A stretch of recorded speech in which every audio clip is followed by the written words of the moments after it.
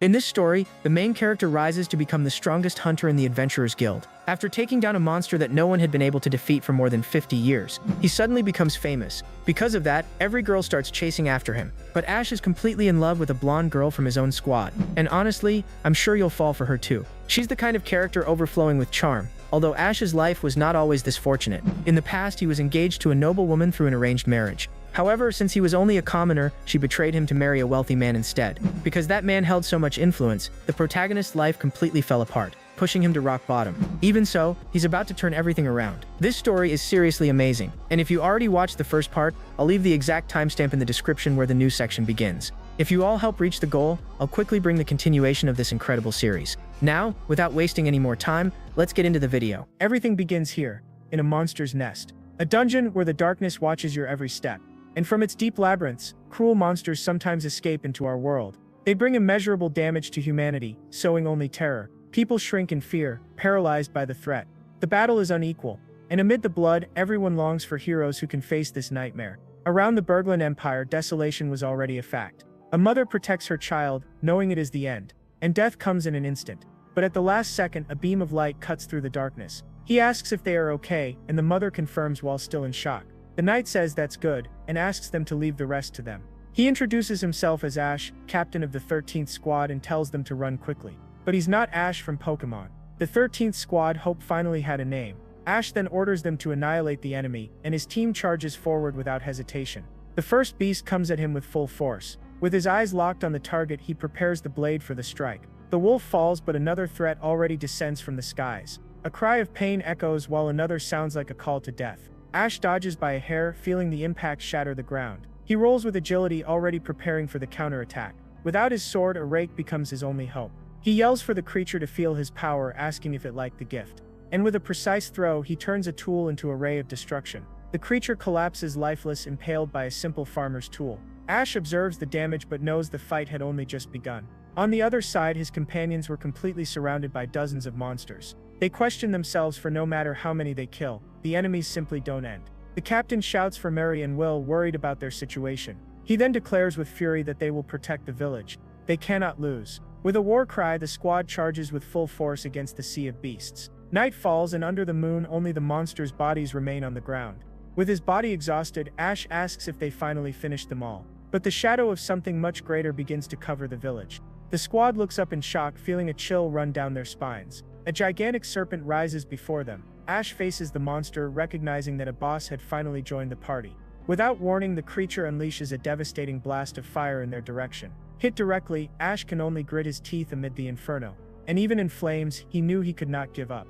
Out of nowhere, the serpent devours him, but an energy shield appears to protect him.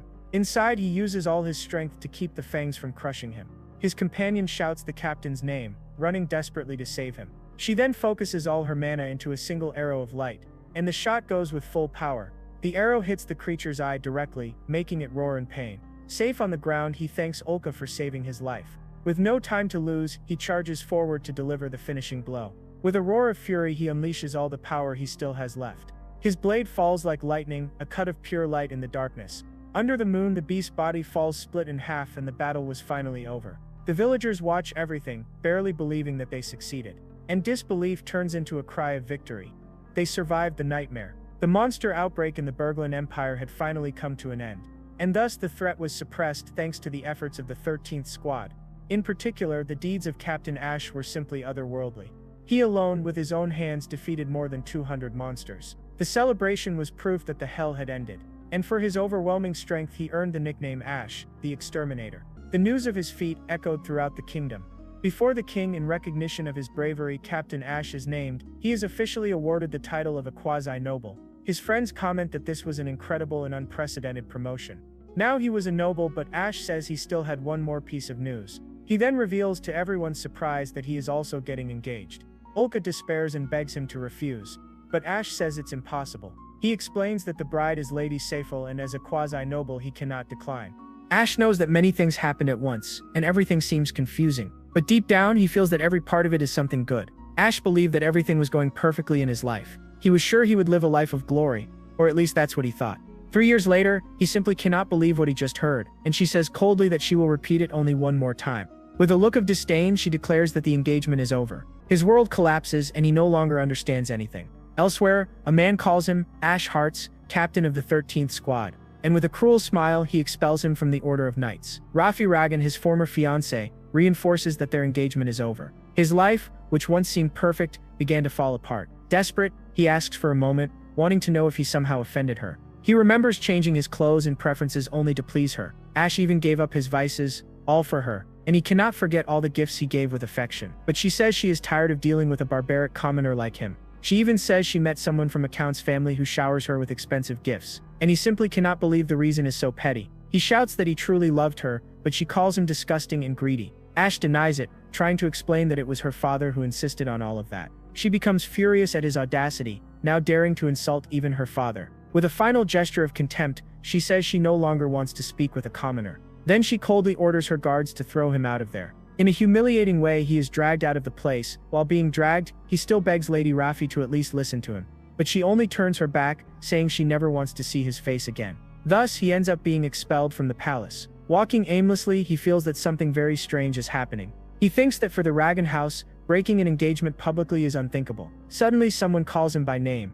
They are knights, and they order him to follow them by command of a superior. Mike Leblav, a knight of the Empire, shouts with a cruel smile that Ash is expelled from the Order of Knights. The shock paralyzes Ash, who cannot process the information. He asks why, and Mike answers that he is just a pebble in his shoe, an obstacle to his advancement and a threat to his position. And then it clicks. He understands that this man is Lady Rafi's new partner. Ash remembers him, his superior officer, Mike Leblav, a spoiled rich kid who only got his position because of his family's name. He wonders if Mike hates him for having been promoted and threatening his place. Mike notices the look of disdain and questions him arrogantly. He confesses that the idea of a commoner earning a noble title has irritated him for a long time, and he mocks the monster incident, saying it was nothing special. The memory of the battle, the blood, and his friend's sacrifice comes rushing back. Blinded by rage, he grabs Mike by the collar without thinking twice. Hatred takes over his body and he wants to destroy that cynical smile. But Mike warns that with his family's power, Ash's friends would not remain in the squad either. And the threat against his friends leaves him completely powerless. With hatred in his heart, he forces himself to back down, swallowing the humiliation.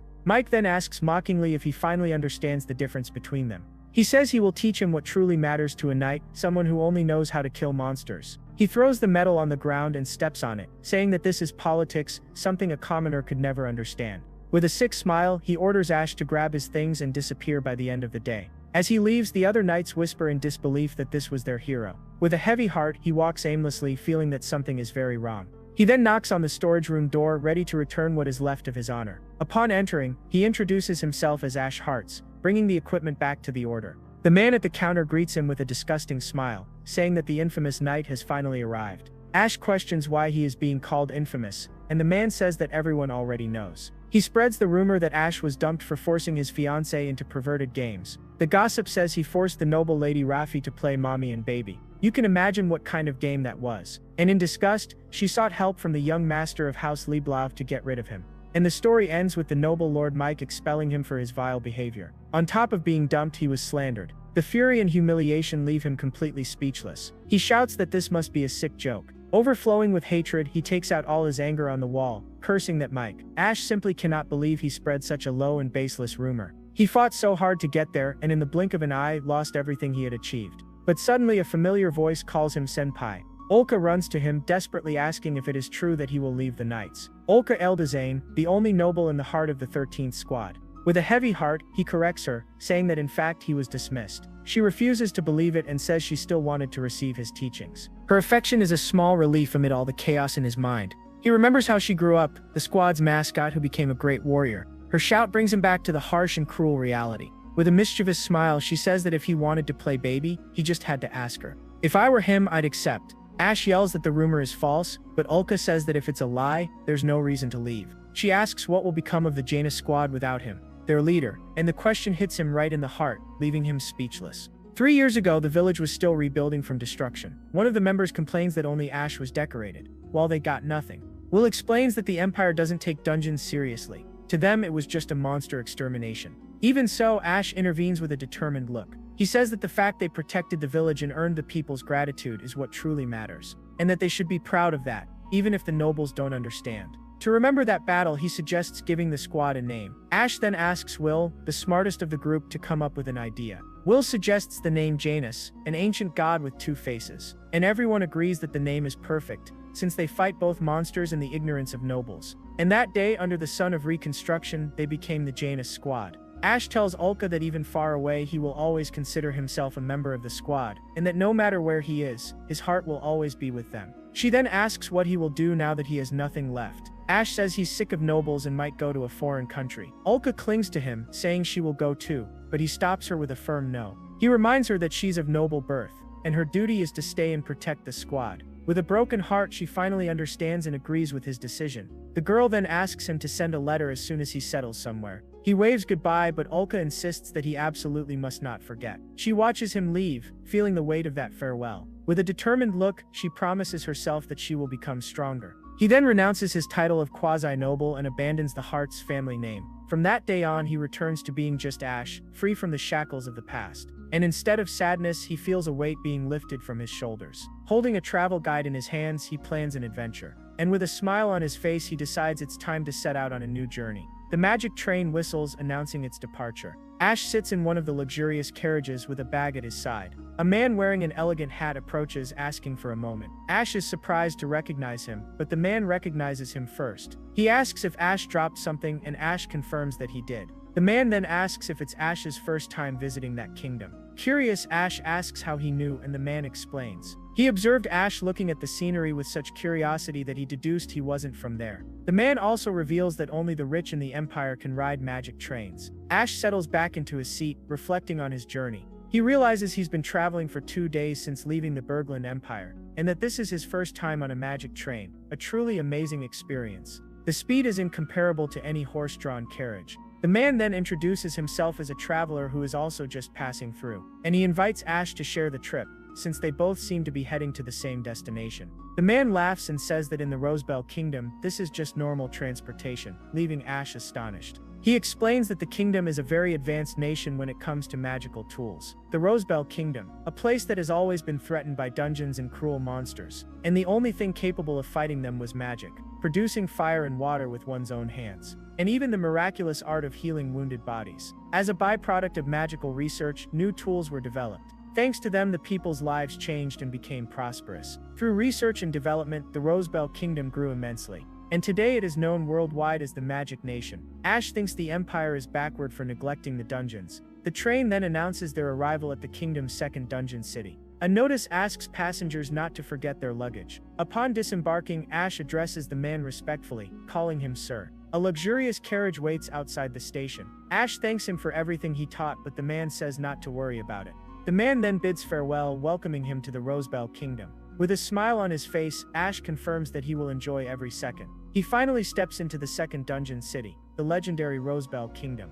The bustling streets and equipment shops leave him utterly amazed. Life pulses in every corner of that open-air market. Carrying his bag, he walks, feeling the energy of the place. But suddenly, a desperate girl runs past him like lightning. Right behind her, a group of thugs shouts, asking how far the young lady thinks she can run. The poor girl runs into a dead-end alley. The gang leader laughs, saying that now she has nowhere to run and that they're going to have some fun. The girl pleads no, terror freezing her voice. The man says that if she behaves, but his words are interrupted by a hand on his shoulder. With a cold look, Ash asks if the guy doesn't think he's had a little too much to drink. The man asks who the hell he is to interfere, but Ash says that's enough, since anyone can see the girl is uncomfortable. The brute gets angry and tells him to shut up, throwing a punch at him. But Ash dodges the blow with an unnerving calm, and in the next instant, he lands a counterattack that sends the man flying. The attacker hits the ground without even understanding what happened. The other thugs freeze for a second, seeing their friend on the floor. With hatred in their eyes, they call him a bastard and decide to attack together. The two charge at the same time, ready to finish him off. Ash realizes they're not just drunkards, their movements show real combat training. But for a former captain, one precise kick is enough to neutralize the threat. The man is sent flying by the impact, screaming in pain before passing out. And with a clean strike to the chin, the last thug also collapses to the ground. In seconds, the alley falls silent with the three of them unconscious. Ash simply adjusts his fists, feeling his body still hot from the fight. But the first one to fall gets up again, now holding a knife. With hatred in his eyes, he swears he won't forgive Ash for what he did. Ash stares at him coldly, questioning if he's really going to draw a blade in the middle of the street. The man doesn't care and charges forward, shouting that he'll kill him right there. But suddenly a voice shouts that that's enough. A knight appears, saying he can no longer ignore the commotion. The knight says that no amateur could defeat a knight, much less one of the Empire's best, Ash hearts. Ash is surprised by the reunion, but the knight greets him by name, Bale. Bale Barone from the Kingdom's Knights arrests the aggressors while Ash recalls the past. He remembers fighting Bale several times in an exchange tournament. The record of victories and defeats between them was always tied, and that made them great rivals, with mutual respect growing with each battle. At the tavern, they toast to the unexpected reunion. Bale says he rushed there because of the disturbance and didn't expect to find an old friend. With a sip of beer, he asks what Ash is doing in the kingdom. Ash hesitates for a moment, unsure where to begin explaining. He tells the whole story and Bale laments what happened to his friend and rival. Ash vents, saying the whole situation makes him furious. Bale agrees and suggests that he start a new life there in the Rosebell Kingdom. He then proposes that Ash become a dungeon hunter. Ash is confused, not understanding what a dungeon hunter is. Bale explains that it's a job where one hunts monsters and collects magic stones, and that someone as strong as Ash could easily make enough money to live comfortably. Bale also says he'd be glad if such a capable ex-knight became a hunter. But the conversation is interrupted by a knight who arrives shouting for Sir Bale. He reports that a monster outbreak has occurred in the dungeon, a life or death emergency. Ash asks, alarmed, "What do you mean, a monster outbreak?" Bale says they've already requested help from the association, but he doesn't know how many hunters will show up. With a serious look, he calls out to Ash, and with a confident smile he invites him to fight alongside them once more. An outbreak, the moment when monsters go berserk and leave the dungeon to destroy everything. Ash remembers the destruction, the pain, and the lives lost. He knows he has to act. With his decision made, he looks at Bale and says he understands, he'll fight. He's happy to battle beside his friend again and says he won't be a burden. They arrive at the Hunters Association, a place full of warriors of all kinds. One of the hunters anxiously asks for news from the knights. The knight announces the arrival of Captain Bale and asks if they're going or not. The situation is chaotic, showing how serious the threat is. Bale asks a woman named May to explain the details of the situation. She reports that blue gorillas were spotted on the 10th floor, 300 of them. Bale concludes that it will definitely turn into a large-scale outbreak. May then asks who the stranger is, and Bale introduces him as his friend Ash, who will join the defense. She looks at him suspiciously and says he doesn't look like a knight or a hunter. Other hunters approach, asking if he has any combat experience, but Bale assures everyone that he personally vouches for his friend's skills. With no time to lose, he tells them to hurry and head to the dungeon. They arrive at the entrance of the second dungeon, the battlefield. Bale then offers weapons and armor, and Ash thanks him for the great help. Ash says he prefers something light and a long sword, but Bale has something much better for him. He then hands him a magic sword, a weapon Ash has never seen before. Ash asks what makes it different, and Bale explains that it's a fusion of technology and magic. With special functions built in, he hands Ash a magic stone to test its power. Without knowing what to expect, Ash fits the small gem into the sword's guard. At that moment, a blue aura bursts from the blade, leaving Ash completely shocked. Bale explains that its power is tremendous, multiplying cutting strength many times over. Ash understands that a magical weapon completely changes the way one fights. Now that everyone is ready, they declare it is time to enter the darkness. On the first floor, the rule is simple: the monsters are divided by level,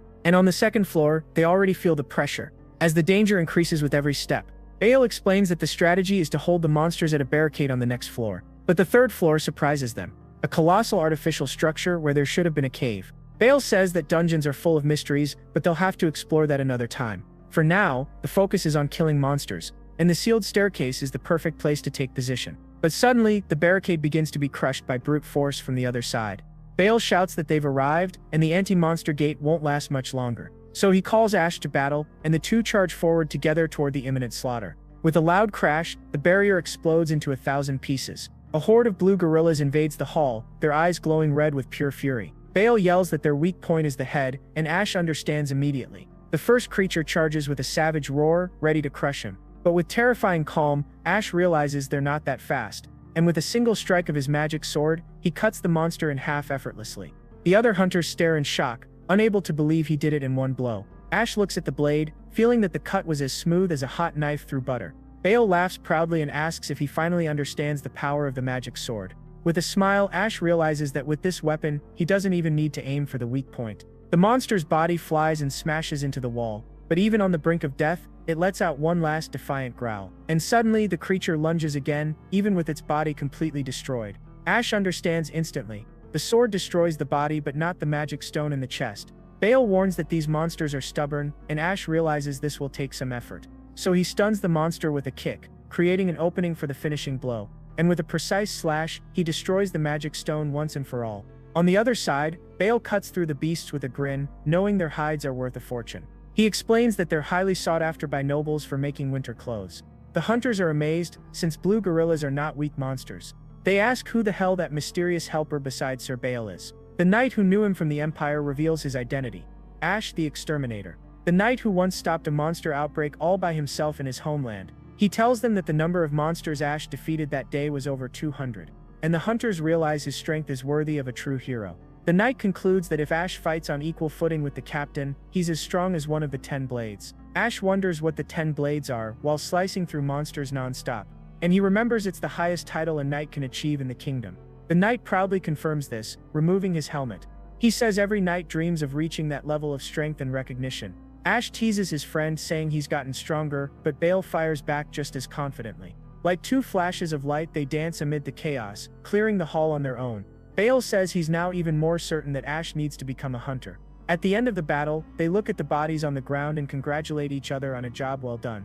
The hunters are left speechless. The two of them alone defeated 300 monsters. And the only thing left for the others to do was absolutely nothing. Back at the association, they prepare to receive their reward. The clerk is shocked by the amount, 600,000 rousel. Betrayal comments that a top hunter earns that much every time they enter a dungeon. With a smile, he officially invites Ash to join this new world. Betrayal looks at him seriously and asks if he wants to become a dungeon hunter. May joins the invitation, begging him to accept the offer. With a faint smile, he finally agrees to the idea. Then he shakes Betrayal's hand and firmly declares that he will become a hunter. The entire association celebrates the decision, thrilled with their new and powerful ally. To celebrate the new beginning, Betrayal proposes a grand welcome party for the new hunter. A few days later, back at the headquarters of the Imperial Knights, a knight approaches Miss Ulrika, saying that a postcard has arrived for her. She thanks her and takes the letter with a spark of curiosity. She wonders who could be the sender of that unexpected postcard. With a mischievous smile, she already imagines who it is. With her heart racing and eyes gleaming, she whispers her senpai's name. The news travels quickly through the knight's headquarters. She smiles in relief, glad that her senpai seems full of energy in his new life. Then she reads the location, the second dungeon city of the Rosebell Kingdom, and a plan begins to form in her mind. Miri comments that Ulka seems happy and catches her hiding the letter. She turns and sees her two squad mates, Miri and Will. She asks if they've finished training, and Miri confirms with a yawn.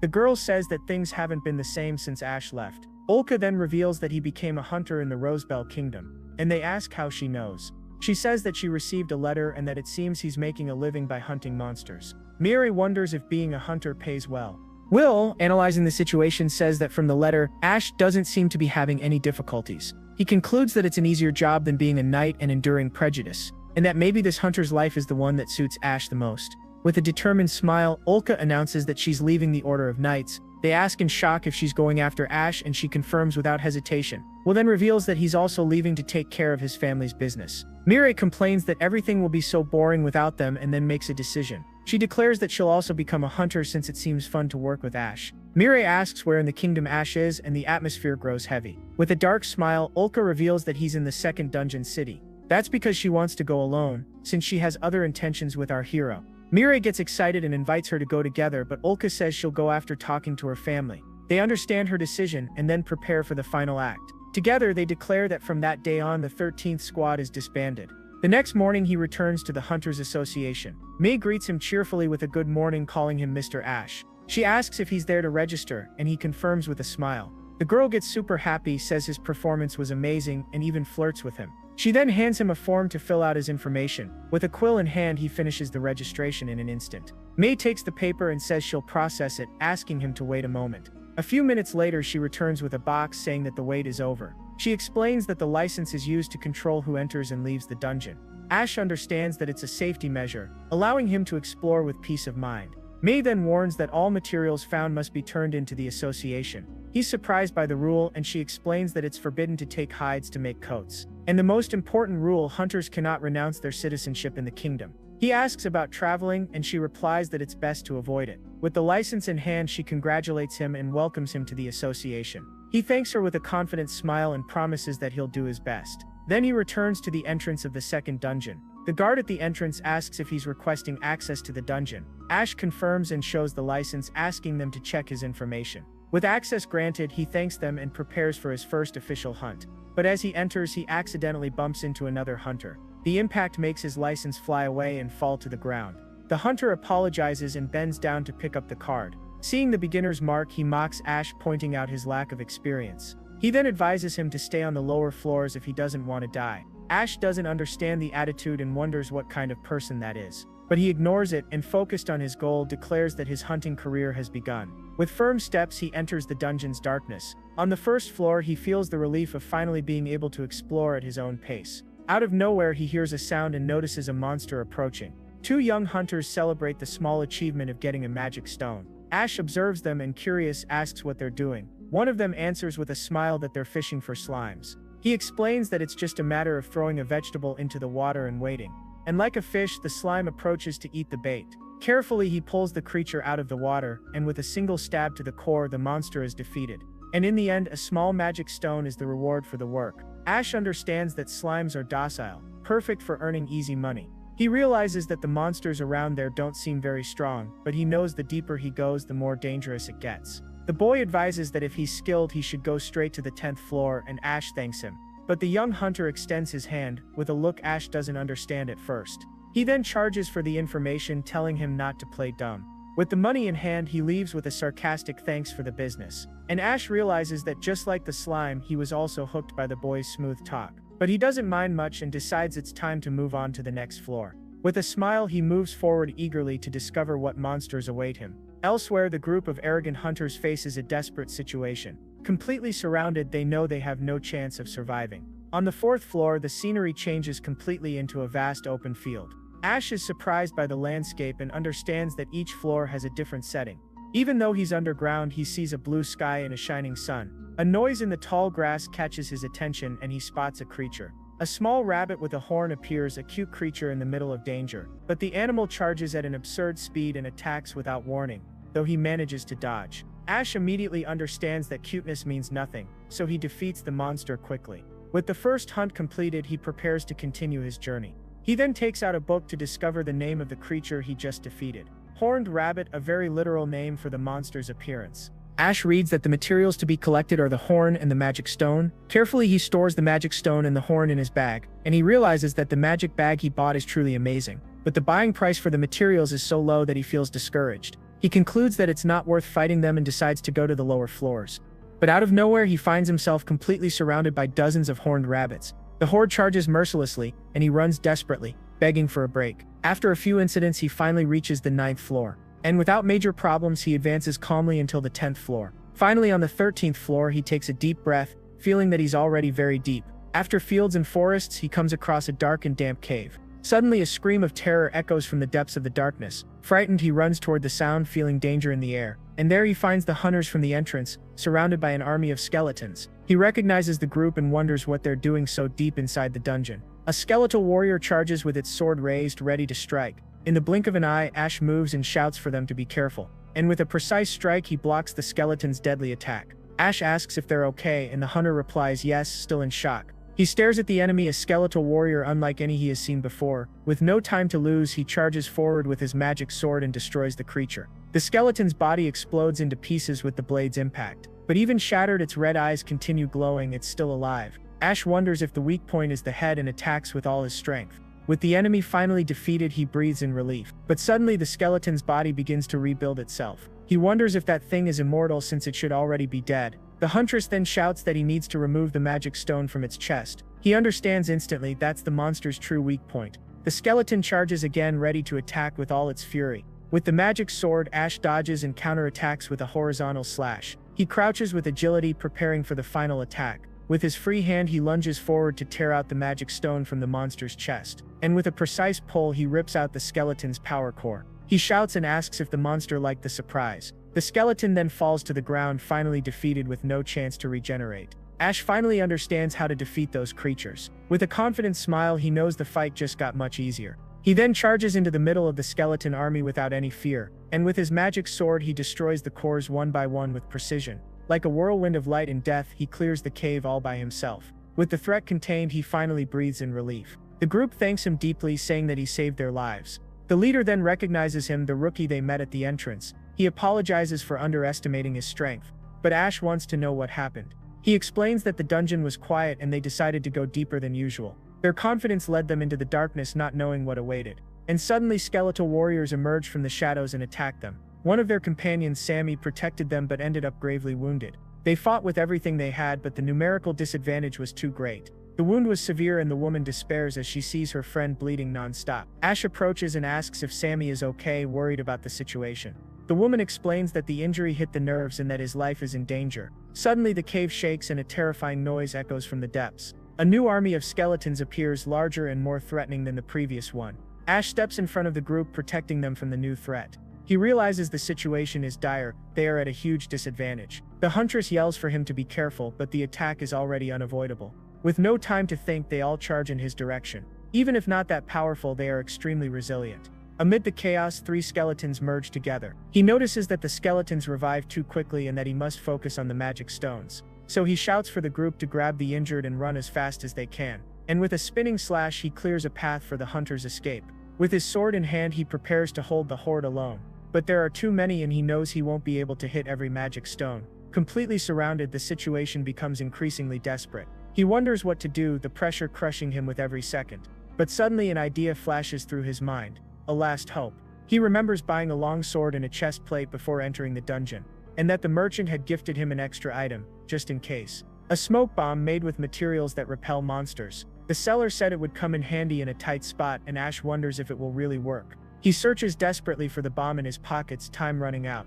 With a relieved smile, he finally finds the small artifact. With no other choice, he throws the bomb on the ground, betting everything on that one chance. A bright light explodes, blinding the skeletons and filling the cave with smoke. One of the monsters grabs her in midair, but it's already too late. The smoke explosion spreads and he wonders if that will work on the undead. With a sigh of relief, he sees that the skeletons have stopped moving. Then he shouts for the group to run, leaving the celebration for later. Now safe, they finally stop to breathe and assess the damage. Ash notices that the hunter's arm might be lost and offers to help. Carefully, he makes an improvised bandage to stop the bleeding. But he knows that if he doesn't act fast, the man will die, so he decides to use a potion. He pours the liquid into the hunter's mouth, their last hope to save him. With the bleeding slowing down, they decide to carry the injured man to the surface. Night is already falling over the dungeon city, and the urgency grows with every second. They reach the association shouting for a doctor, desperate to save their friend's life. Ash watches from afar, knowing he's done everything he could. Now it's up to the doctors. The group's leader apologizes and says he'll pay him for the help, but Ash refuses, saying that it's natural for people of the same profession to help each other. An hour later, the doctor finally comes out to give the news. He says that if it weren't for the potion, the hunter would have died, and the woman thanks him in relief. The doctor warns that he couldn't save the arm, but they know that having his life spared is enough. And they decide they'll find a job for their friend if he can no longer be a hunter. Ash watches the scene with envy, missing his own companions. He wonders what his friends from the Janus squad are doing now. A month later, the waitress asks why he still hasn't joined a group. One of the hunters invites him to join the Muscleheads group, but Ash says he's fine alone. Another hunter comments that even the famous Golden Knight invited him to join. Ash finds the leader of Golden Knight annoying but admits the guy is skilled. One of the hunters mentions that a named monster is prowling the 14th floor. Ash asks what a named monster is and he explains that it's a rare kind. The headless knight Dullahan appeared and caused total chaos. They warn Ash to be careful and he understands that would be too much for him alone. Suddenly, the sound of heels catches the tavern's attention. One of the patrons points and tells his friend to look at that stunning woman. Her beauty draws everyone's eyes, leaving a trail of admiration through the bar. The Musclehead hunters try again to convince him to join their group. But suddenly, 2 hands cover his eyes and he feels a chill run down his spine. That voice, he would recognize it anywhere even after so long. And when he turns around, he sees her, the beautiful Ulka, in a dazzling white dress. With a radiant smile, she says that she finally found him, her dear senpai. Later, he questions her in surprise, wanting to know what she's doing there in Rosebell. She replies that it's obvious, she came to follow him. He asks about the knights and she says she quit because without him it made no sense. He's shocked, remembering that she's from a baron's family. With a smile, she reveals that she cut ties with her family, which makes him choke. She says that her father told her she'd have to defeat him to leave. And with a proud smile, she says she beat him until he couldn't take it anymore. She then says that she also became a hunter so she could stay by his side forever. What that blonde girl won't do for love, huh? The confession catches him off guard and he's completely speechless. With a smile, she says that she can be both a hunter and his wife at the same time. With his heart in his hands, he asks if she has feelings for him. He thinks that if she says yes, he'll surely end up falling for her too. But the memory of betrayal haunts him and the fear of being deceived again paralyzes him. He then covers it up, saying it's nothing and trying to change the subject. Ulka calls him softly, noticing the pain in his eyes. She holds his hand gently, feeling how much he's hurting. Angrily, she says that the ugly tramp left a scar on his heart. She then comforts him and promises she'll never leave his side. With eyes full of determination, she swears on her own life. And she says that from now on he doesn't have to be anyone's toy anymore. After sitting on his lap, she suggests they leave things as they are until they can understand their feelings. Ash is shocked by her attitude and wonders if she's always been like this. Embarrassed, Ash says it's better to go back to the inn, and she eagerly agrees. On the way, he asks if Ulka has already found a place to stay. He then points toward his inn and the two walk together. They stroll under the stars, the night covering the city with a veil of silence. But as he climbs the stairs, he realizes she's following him. And when he stops at his door, he sees her standing right behind him, waiting. He then opens the door, still not understanding what's going on. It hits him and he panics as he realizes her intentions. He wonders why she's there, and with all her luggage no less. She explains that she asked at the association and came straight there to show she's serious. She approaches, saying that from now on they will always be together. And in a passionate whisper she calls him senpai, stealing all the air from his lungs. It leaves him completely speechless, his heart beating uncontrollably. The scene shifts to the next morning and we're already curious to know what happened. Ash wakes up and sees her sleeping beside him, realizing he managed to restrain himself. I hate it when the meat falls on the vegan's plate. With a sleepy smile, she greets him and says good morning in a soft, teasing tone. She teases him, saying that he held himself back well during the night. With a seductive look, she says that she's in no hurry and will wait for his time. He blushes with embarrassment, but she swears that one day she'll make him take the initiative. Then she hurries him, saying they both need to go to the association to get her license. Ash sighs, feeling that at this rate he'll end up with a serious case of insomnia. Back at the association tower, a hunter's routine begins. He asks if they should finally get her license, and Ulka agrees excitedly. Upon arrival, they find Mei, who greets them with a warm good morning. Ulka returns the greeting with a provocative smile, leaving Mei shocked. The girl grits her teeth in anger at seeing her new rival show up so early. With a cynical smile, Mei asks them to wait a moment. Ash senses the tension in the air and asks Ulka what happened. She explains that Mei seemed interested in him, so she gave her a little warning. Furious, Mei throws the license onto the counter, and Ulka thanks her mockingly. The clerk glares at her with fury and swears she won't lose to her. Ulka responds in kind, saying she can do whatever she wants, and the sparks flying between the two leave Ash completely embarrassed. He then tries to break the tension and calls Ulka to finally head to the dungeon. Ash explains that with her skills they can go to the deeper floors. On the 10th floor, the real hunt finally begins for real. Ash spots a group of blue gorillas and asks Ulka to handle them alone. The creatures notice their presence and prepare to attack. With fury in their eyes, the horde charges forward at terrifying speed. But Ulka remains calm, and with her bow in hand she takes precise aim. And with a shot of pure energy she hits the first monster dead on.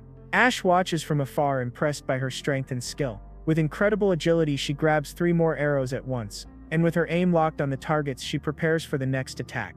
The rain of light arrows cuts through the air, mercilessly destroying the monsters. Ash praises her quick shots and precision, noticing how much she's improved. But the remaining monsters leap into a surprise aerial attack.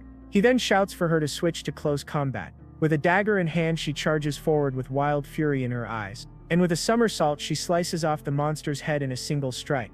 And to finish, she uses the creature's own strength to slam it against the ground. Ash praises her close combat skills, noticing how much she is trained. With a victorious smile she celebrates and says she's taken them all down. And proudly she says she's a student he can truly be proud of. At the end of the day they leave the dungeon satisfied with the results. He praises her again and she asks him to praise her even more. He then suggests that the next day they try going to the 13th floor. But one of the young hunters comes running, shouting his name. He arrives breathless and Ash asks what happened to cause such panic. And the news drops like a bomb. The Dullahan has finally appeared. The news spreads quickly and the city is thrown into a frenzy. A huntress trembles in fear, traumatized by her encounter with the monster. Ash asks what happened to the rest of her group. And the answer is the worst possible. More than 10 people were killed. With a heavy heart he approaches the girl and asks her to tell him what happened. She says that the monster's sword appeared out of nowhere, and in an instant everyone died. Ash asks about the sword, but the girl stammers, unable to speak. He realizes she's in no condition to talk and the situation grows more complicated. Ulka says they need to recover the bodies, but Mei doesn't understand why. She explains that it's not for burial but to analyze the wounds and understand the monster. Mei says it would be useful to question her, but the shock was far too great. The girl is taken away by the guards and the last hope for information goes with her. Ash understands that without knowing how the Dullahan fights they can't form a proper team. Mei says that the last named monster required all the elite hunters to take it down. The association will assemble a team but they'll need hunters to escort them. But everyone knows that if they encounter the Dullahan on the way, they'll be in serious trouble. The memory of the wounded hunter and the pain of his companions weigh heavily on his mind. He then calls out to Miss May, his decision already made, and firmly he volunteers to escort the recovery team. The next day, in front of the second dungeon, the life or death mission begins. The rescue team gathers. Their destination is the 14th floor. One of the hunters asks what to do if they encounter the Dullahan, and Ash says to run. The other hunters mock him, saying that if it were them, they'd take down the monster easily. Ash worries and says that the mission is dangerous and that Ulka can wait at the inn, but she refuses, saying that she won't be a burden and that she knows how to fight. With eyes full of determination, he declares that it's time to depart, and with a battle cry, the team charges together into the darkness of the dungeon. On the 13th floor, tension hangs in the air. The darkness makes it almost impossible to walk. Out of nowhere, skeletal warriors appear, ready to block their advance. Ash takes the lead and tells them to focus on the magic stones and move forward. He then asks Ulka to try hitting the monster's cores with her arrows, and with a rain of light arrows, she clears the path with deadly precision. One of the hunters praises her incredible skill, impressed by her strength, and he concludes that with Ulka handling the skeletons, the journey will be smooth.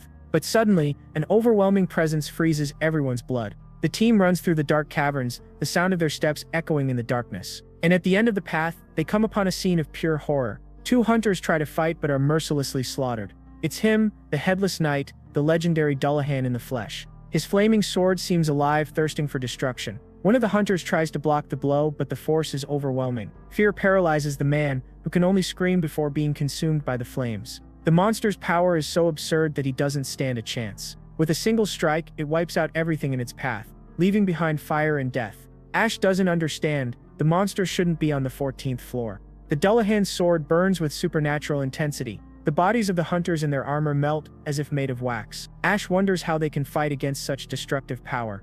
And the worst happens, the monster finally notices their presence. The team leader shouts for everyone to retreat. The mission has become a nightmare, but he notices something strange, and fear gives way to curiosity. The Dullahan isn't chasing them, it's just watching from afar. With sword in hand, the Headless Knight waits patiently. Ash doesn't understand, but a familiar feeling begins to take hold of him. The monster drives its sword into the ground, a gesture he knows very well. He recognizes the etiquette of a duel between knights, an invitation to battle. The memory of his duels with Bale reminds him of the honor in a fair fight, an honorable battle against a powerful enemy, a challenge he cannot refuse. With a smile of pure excitement, adrenaline rushes through his veins. The thrill of a fight where a single blow can decide everything.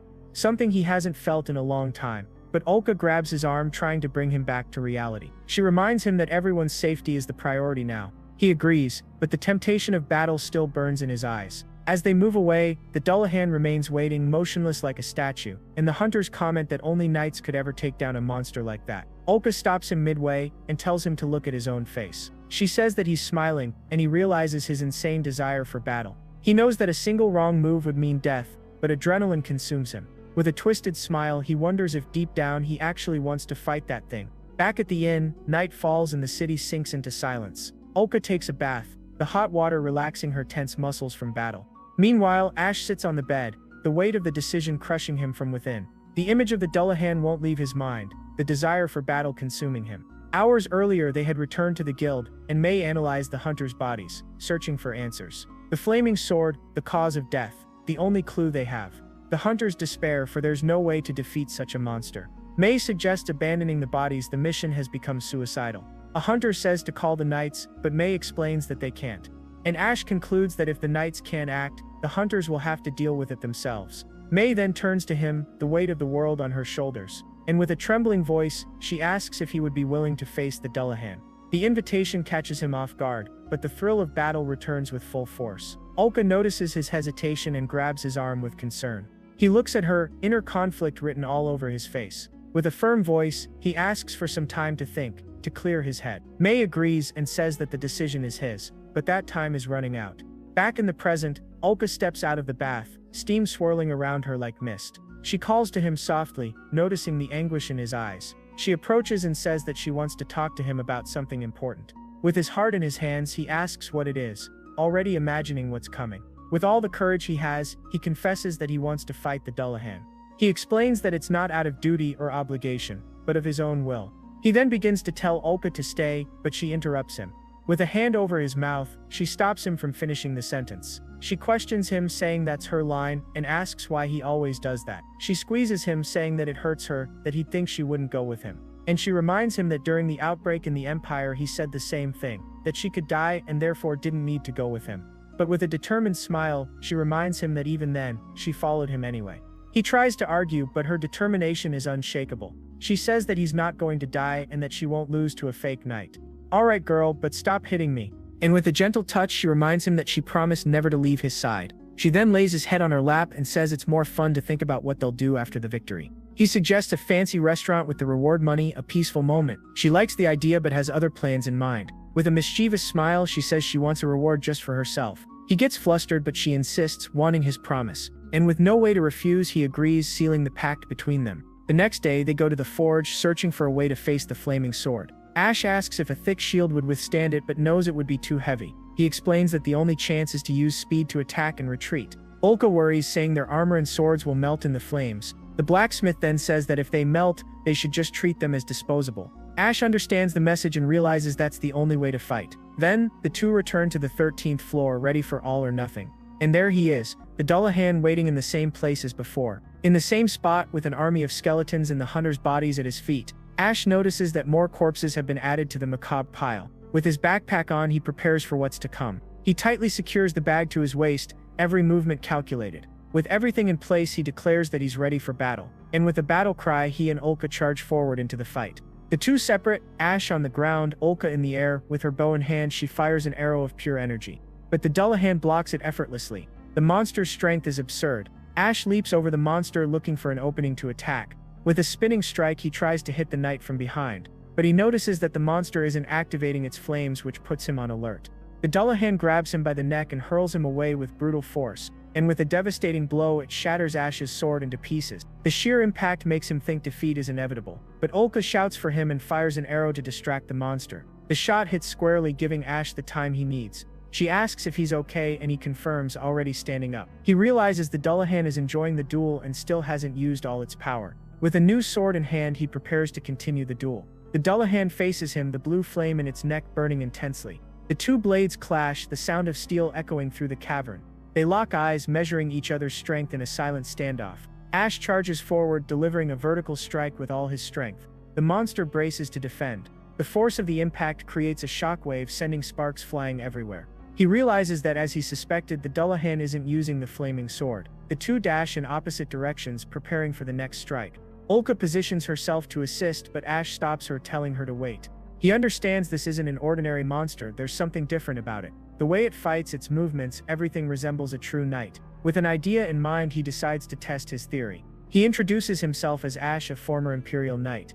And to his surprise, the Dullahan understands and responds to the gesture. With a precise movement, it performs the salute of the Knights of the Rosebell Kingdom. Ash understands everything. The monster responded with a knight's salute. And with a smile on his face, he confirms that the Dullahan is truly a knight. He then shouts for Olka not to interfere, the honor of the battle is his alone. With blood boiling, he declares that he'll fight the knight as an equal. Ash faces the Dullahan and says it's a shame he can't ask for his name. But with eyes full of determination, he swears to honor the knight's strength. With a battle cry, he charges into the duel that will decide his fate. With a precise strike, he hits the monster's chest with his magic sword. The Dullahan's armor cracks from the impact, but it's not enough. Ash realizes the monster is tough and that he needs more strength. So he decides to attack without stopping, searching for an opening in the knight's defense. He unleashes a series of rapid strikes, testing the enemy's limits. And with each blow, the Dullahan's armor breaks apart bit by bit. With a smile, he realizes the monster isn't as invincible as it seemed. The Dullahan then touches its chest, feeling the crack in its armor. It drives its sword into the ground and an aura of fire explodes around it. The ground trembles and the entire cave is swallowed by flames. A wave of fire surges forward and the Dullahan prepares for the true massacre. Olka screams in terror, the flaming sword is finally unleashed. Ash understands that the game is over and a smile of excitement appears on his face. For the Dullahan, the true battle begins now, without honor or mercy. Ash charges into the flames, but the intense heat strikes him head-on. He feels his skin burn, the pain reminding him that this isn't a fair duel. The flaming sword nearly hits him and the infernal heat licks at his body. With his sword in hand, he braces himself to block the fiery strike. But the heat is so intense that his sword begins to melt like butter. The Dullahan charges in with a final blow, ready to end it all. Olka screams in despair, watching her beloved about to be consumed by fire. But with a confident smile, Ash reveals that he has a plan. With a swift motion, he tosses the melting sword aside. The Dullahan stands confused, the crack in its chest still exposed, and Ash reveals his trump card, a countermeasure he had prepared. a magical storage device holding an arsenal of swords. He then challenges it, asking whether it will burn every sword or break the magic stone first. With a new blade in hand, the real battle finally begins. Our protagonist brought a bunch of spare swords. Now that's preparation, folks. With a smile on his face, he says it's time to find out who's the strongest. He leaps in with 2 swords, charges in for a double strike. The Dullahan faces him, the blue flame burning with renewed fury, and with surprising agility it dodges and counterattacks with precision. The monster throws him to the ground, the knight's strength overwhelming him. The Dullahan readies the final blow, the flaming sword raised high. But Ash doesn't give up, and with both swords he manages to block the strike. The force of the impact drags him backward, the pressure nearly crushing him. He pulls away and with a swift motion readies himself for the next round. He throws away the melted sword, only 4 remain, and with a leap he drives the magic sword into the Dullahan's chest. He tosses the sword aside, now only 3 remain. With a quick movement he grabs another and charges with all his strength. The Dullahan strikes him with a fiery blow, sending him flying. Ash is shocked, the monster's power is far greater than he imagined. The explosion hits him full force, the pain consuming him entirely. Ulka screams in despair watching her beloved engulfed in flames. But he stands again, his body burned but his determination unshaken. With the last sword in hand he knows it's all or nothing. He prepares for the final strike, the last attack that will decide the battle. The Dullahan charges the flaming sword ready for the massacre. The monster unleashes a spinning slash, a wave of fire consuming everything. With a somersault, Ash prepares for the final attack. And with eyes glowing red he shouts that it's time to end this. He charges through the flames, the magic sword glowing with blue light.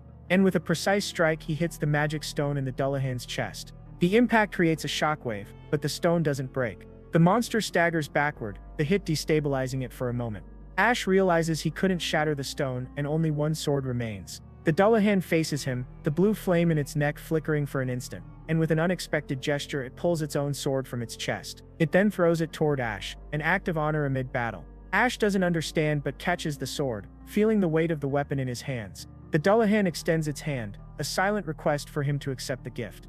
With a handshake, the exchange is sealed, a pact of respect between 2 warriors. The monster then points to its own chest, the magic stone glowing brightly. Ash understands the Dullahan is asking him to end it. He knows that if it were human, that strike would have already been fatal.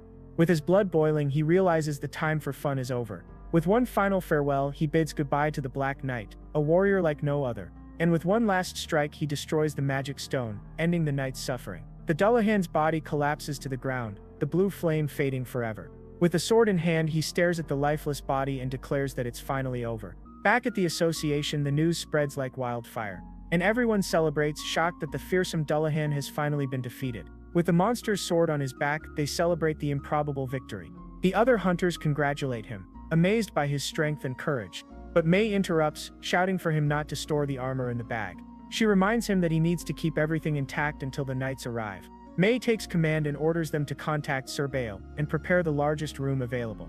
Ash comments that after defeating the monster, things have only gotten harder. Out of nowhere, a familiar voice calls out, congratulating him on his great achievement. Ash turns and sees Bale, asking if he came just to check the materials. Bale explains that materials from named monsters are valuable and require witnesses. He says it's a great feat, and that they need to inspect the items. The Dullahan's armor and sword are displayed, imposing and full of power. One of the knights examines the armor, amazed by its craftsmanship. He confirms that it's the armor of the Black Knight Dullahan. Bale takes the sword and says that while the armor is valuable, the sword is a rare find. And with a gleam in his eyes, he reveals that it's a magic sword. Ash is shocked and asks what a real magic sword actually is. Bale explains that it's a weapon that doesn't require magic stones to function. He says it's the 5th time such a sword has ever been found, a historic discovery, and that Ash might even receive a letter of gratitude and a great reward. He then asks the 2 of them to write a report about the battle, and the knight explains that the armor and sword will be sent to the Research Institute. Ash feels confused, not knowing what this institute is. May explains that it's a royal organization that uncovers the mysteries of magic and monsters. With the reports in hand, Bale turns to Ash with one last question.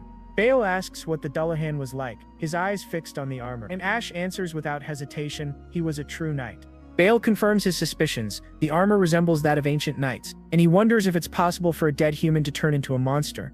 Bale laments not learning the knight's name and asks if he was strong. With a respectful smile, Ash confirms that yes, he was very strong. And he concludes that the Dullahan was a great knight of the kingdom. May congratulates them on their excellent work. The reports are finally ready. It's already night, and after all the paperwork, they can finally rest. Ash suggests going back to the inn, but a lively group is already waiting for them. The hunters shout that it's time to celebrate and that the two heroes finally came out. Ash and Ulka exchange looks, seeming not too excited. The whole tavern celebrates, the victory over the Dullahan uniting everyone, and with mugs raised high they toast to courage and life. One of the hunters says that from now on Ash will be known as the Dullahan Slayer. With a sip of beer, Ash thinks that's a much better nickname than Exterminator. The hunter then asks if they've already decided on a name for their group, and the question catches him off guard. The memory of his old comrades flooding back. The memory of the Jaina Squadron and the pride he once felt for that name.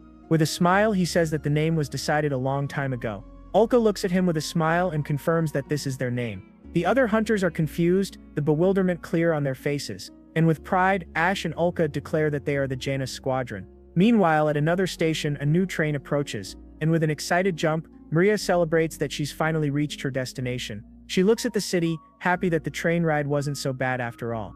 With an eager smile, she gets ready to meet her friends. She dreams of becoming a hunter and making lots of money with her friends. And with the cash, she plans to drink, gamble, and live the life she's always wanted. With a backpack on her shoulders, she finally arrives at the Hunters Association, and her beauty catches the attention of a group of ill-intentioned hunters. With disgusting grins, they surround her, ready to harass her. She then goes to the counter and says she's looking for someone, and she asks about a hunter named Ash who came from the Empire. The attendant says there's no one by that name, and Maria's shocked, and she realizes she's been tricked. Ulka sent her to the wrong city. With rage in her eyes, Maria shouts that that damn woman lied just to be alone with Ash, and she swears with fire in her eyes that she won't let her million-dollar plan die. She asks where else there's an association, and the attendant replies that there are two more. With her teeth clenched, she decides to try the nearest city first, but a tear rolls down her cheek as she realizes she doesn't have money for another trip. Desperate, she shows the little money she has and asks if it's enough for a ticket. The attendant says it isn't, and despair takes over her. Out of nowhere, a voice calls her and she turns to see who it is. It's the same men who harassed her earlier, offering to help. With a disgusting smile, one of them grabs her arm and says there's a price. With a weary sigh, she knows what she needs to do, and with a precise punch, she sends the first thug to the ground. The others are shocked, unable to believe the strength of that girl. With glowing eyes, she charges forward with incredible speed, and with a powerful kick, she takes down the second brute effortlessly. The last one calls her a bitch, but it's already too late for him. With a devastating punch, she knocks him out before he can even react. And in the end, only the bodies of the three idiots remain on the floor. But the first one stands up and, full of rage, swears she'll pay for that. But she dodges easily, her patience has run out. With a precise kick, she sends him flying, his body soaring like a feather. And with one last blow to the chin, she knocks him out for good. She turns toward them, her face red with anger and frustration. With hatred in her eyes, she tells them to get lost and not annoy her again. The attendant is impressed by the girl's strength, barely able to believe it. With a smile, she suggests that if Maria needs money, she could become a hunter. And the idea shines in her mind, a new hope emerging amidst the chaos. With a determined smile, she swears that she'll make a lot of money and go after her friends. Meanwhile, 2 days after the battle, Ash and Ulka walk through the city. Out of nowhere, a familiar voice calls them, and they turn to see who it is. Bale appears and explains that he's escorting the Dullahan's armor and sword. With a discreet gesture, he calls the two closer, ready to reveal a secret. He tells them that an inscription was found on the Dullahan's armor, and the inscription revealed that he was a member of the kingdom's knights who never returned from a dungeon. Ash then asks if he too will turn into a monster if he dies in a dungeon. Bale says the Institute will investigate and that the armor and sword will be useful for research. He says his goodbyes and tells them that the association will deliver the reward for the subjugation. Ash and Ulka then decide to return to the association and claim the reward. May awaits them, holding a tray full of money and a smile on her face. And the amount leaves them speechless. 5 million, a fortune.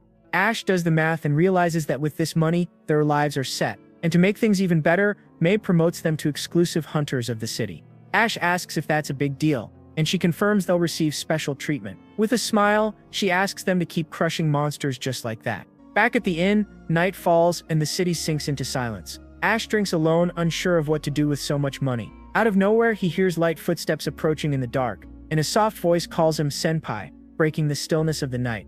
Ulka hugs him from behind and reminds him of the reward he promised. Embarrassed, he confirms that he remembers, his heart racing out of control. With a seductive smile, she invites him to bed, ready to claim her prize. He hesitates, his body trembling with her closeness, and without thinking twice, she pulls him into a tight embrace. She lays him down on the bed, and with a loving look, prepares for the moment. Her face moves closer, his heart pounding like it's about to burst. He blushes in embarrassment, unsure how to react to the situation. She then hugs him and tells him to place his arm that way. With her head resting on his chest, she looks up at him with a smile.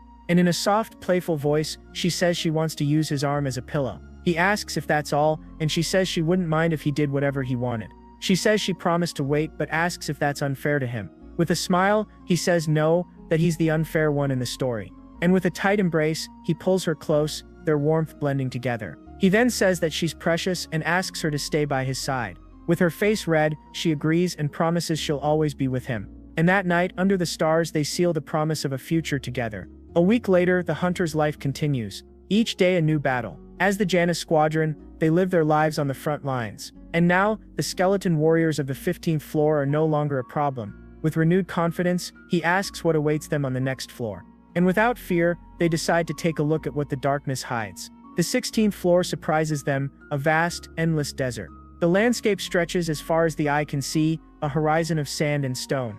They wonder if that place is even inside a dungeon. The vastness is surreal, and with each step, they're reminded how mysterious dungeons truly are. Out of nowhere, a massive creature appears in the sky, a winged predator. The bird dives at high speed, claws ready to strike. With quick reflexes, he readies himself for battle, sword already in hand.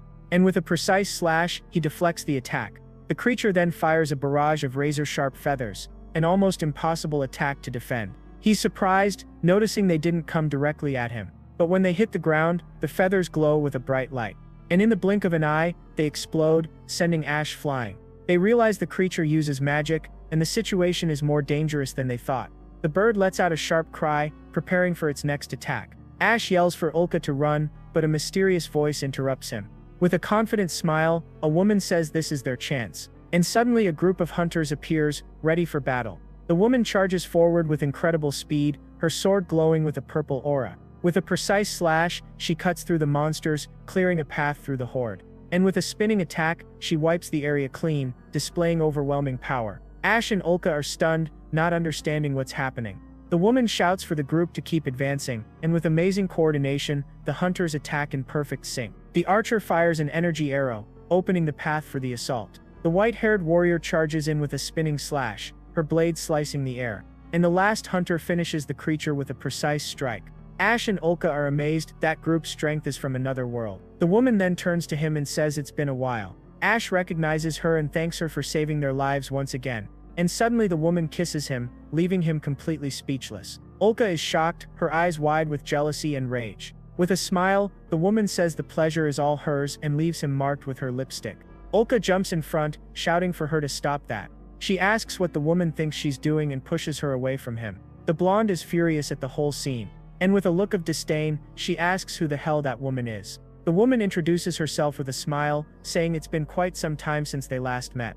In the tavern, the atmosphere grows heavy. The tension between the two is almost tangible. With a smile, the woman introduces herself as Tanya Sandor, much to Ulka's displeasure. Ash explains that she's the leader of the group Goddess's Blade, a noble hunter. He asks if she wasn't visiting her family, and she confirms that she just returned today. Ash asks if she's heard about the Dullahan, and she says it's a shame. Ulka gets irritated, saying she doesn't even know how strong that monster was. Ash reveals that Tanya was one of the ones who defeated the named monster years ago. With a smile, she says she became a hunter to earn fame for herself. Ulka then asks how such a distinguished noblewoman knows her senpai. Ash explains that she once invited him to join her group, but he declined. With a seductive look, she says she still hasn't given up on having him in her team. He knows that joining her would make hunting much easier, and the offer leaves him thoughtful. Amazing how this guy keeps rejecting every waifu. I'm starting to think he swings the other way. And with a seductive smile, Tanya offers her body as part of the deal. Ulka is shocked by the audacity and demands to know what the hell she just said. Tanya says he could earn money and have her at the same time, but Ash says that's not the point. Blushing, he stands up and says he needs to go to the bathroom. But Tanya follows him with a look that says their talk isn't over. She slams the table and Ulka stands up ready for whatever comes next. With fire in her eyes, she warns that if Tanya touches her senpai, she'll kill her. Tanya laughs and says she's the jealous type, which only makes Ulka angrier. She then approaches Ulka and says she doesn't want just Ash. And with a whisper, she reveals that she wants the girl too. Ulka freezes, completely shocked and speechless. Tanya says all the kittens in her group are satisfied with her technique. And the thought of what the other members of that group do only deepens Ulka's shock. I think you get what kind of activities go on in that group. With a disgusted look, she calls her a shameless demon. Tanya says she doesn't hesitate to use every weapon she has to get what she wants. Ulka trembles with rage but refuses to be intimidated by her provocation. and with the same intensity she declares that she won't lose to her. Tanya snaps her fingers and an army of waitresses appears. With the entire tavern as their stage, the battle is about to begin. She then proposes a drinking contest to settle the score once and for all. Ash tries to stop the fight, but the two are already chugging their mugs. Mug after mug, the contest grows more intense. With flushed faces, they demand another round, their stubbornness taking control. Ash tries to stop Ulka, but she tells him to shut up and stay out of it. He then declares that's enough for today, but Tanya says he owes her one. With a smile, she says she'll wait for him, no matter how long it takes. But Ash cuts her off, saying she'll wait for nothing. His decision is final. Tanya laughs and with a challenging look, prepares to leave. With one last wave, she says goodbye and walks away with her group. With a drunk Ulka on his back, he carries her through the dark streets of the city. She murmurs his name and asks him to hold her tightly. And with a slurred voice, she says she won't let anyone take him away. Under the starry sky, he keeps walking, her way to comfort amid the chaos. The next day, a mysterious man asks them to tell him about the Dullahan. Ash doesn't understand, the man seems to know more than he lets on. He introduces himself and congratulates them on their great achievement. With shining eyes, he asks what it was like to cross swords with the monster. And with the same excitement, he turns to Ulka, wanting every detail. With a barrage of questions, he leaves them both completely stunned. Ash wonders who this man is and what he wants from them. Ash asks the man's name, still trying to process the situation. He introduces himself as Edgar Baluna, director of the Research Institute. Ash and Ulka are shocked, a high-ranking noble and a director. Edgar says he saw the armor and was fascinated by what he found, and that he couldn't just sit still, he came to speak with them personally. Ash senses the incredible energy emanating from him, a power unlike anything he's felt before. With introductions made, Edgar lights a cigar with a snap of his fingers. A small flame flickers from his fingertip, and the smell of tobacco fills the air. Ash and Ulka are speechless, pure magic before their eyes. With a puff of smoke, he reveals himself to be a mage, and with the smoke swirling around him, he asks them to tell him everything about the Dullahan. Time passes and the story of the battle is told in full detail. With the report finished, Ash says that's all he knows about the monster. Edgar listens carefully and praises them both for their excellent work. He then asks for Ash's opinion, curious about his conclusions. With a firm gesture, he puts out the cigar and says he agrees with Ash's hypothesis. But Ash still doubts, wondering if it's truly possible for a dead human to become a monster. Edgar reveals that before meeting them, he investigated the 14th floor, and with a lantern in hand, he explored the area where the Dullahan was found. And in the middle of the darkness, he found something that would change everything. He says he found the remains of countless knights, fused with the dungeon walls turned into bone and dust. Ash and Ulka are shocked, the macabre image leaving them speechless. Ash asks if those were the Dullahan's comrades, and Edgar confirms. He then asks if they know about mana, the source of all magical power, and that dungeons are saturated with that energy, a cradle of power. And if an ordinary sword is exposed to that mana, it transforms into a magic sword. Following that logic, it's possible that bodies exposed to mana become monsters. The two fall silent, the terrifying theory making more sense than they'd like. With a smile, Edgar asks if they don't feel the romance in that. Unraveling the mysteries of magic and dungeons, the truth the kingdom has long sought. Ulka then asks if he explored the 14th floor alone. Edgar laughs and says of course not. He brought his assistant and hunters as an escort. Out of nowhere, a man bursts in, shouting Sir Edgar's name. The director recognizes him and asks why Sergio is in such a hurry. Edgar laughs and says he only wanted to ask Ash about the Dullahan. Bale explains that when it comes to dungeons, Edgar always acts on impulse. Ash comments that he heard about how to make magic swords, and Bale is shocked. He asks Ash to keep that an absolute secret, it's valuable information.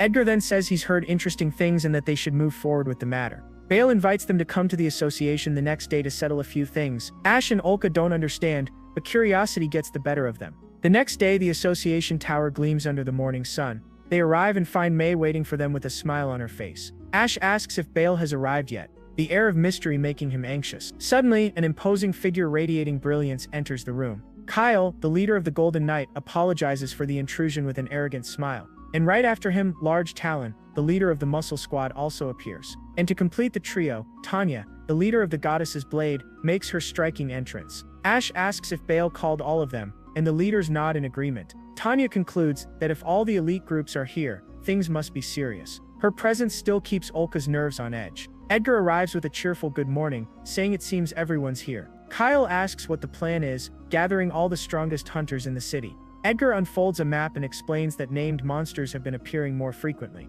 He shows the reports, powerful monsters that have ravaged the dungeon, and the strangest part, they've only appeared in the city's second dungeon. With eyes gleaming, he announces they'll conduct a large-scale investigation, and that's why all the elite hunters were summoned there. With a hand over his chest, he asks for everyone's cooperation for the mission. Ash looks at the leaders, the weight of responsibility settling on his shoulders. Bale explains that the mission is to escort the knights to the deepest floors. Large Talon is astonished, the 20th floor, an unprecedented mission scale. May assures them that the association will provide everything, and that the investigation starts in 2 weeks. Tanya then asks if participation is mandatory. Bale confirms, saying the order came from the Queen herself, surprising Tanya. The Muscle Squad tries to relax, saying with so many hunters, it'll be a piece of cake. But Bale warns them and asks what the deepest floor they've reached is. The leaders reply, the 18th to 17th, none have gotten close. And Ash admits he's still exploring the 16th floor. Bale says the real problem is the 19th floor, a cursed place. He reveals that every investigation team sent there was massacred.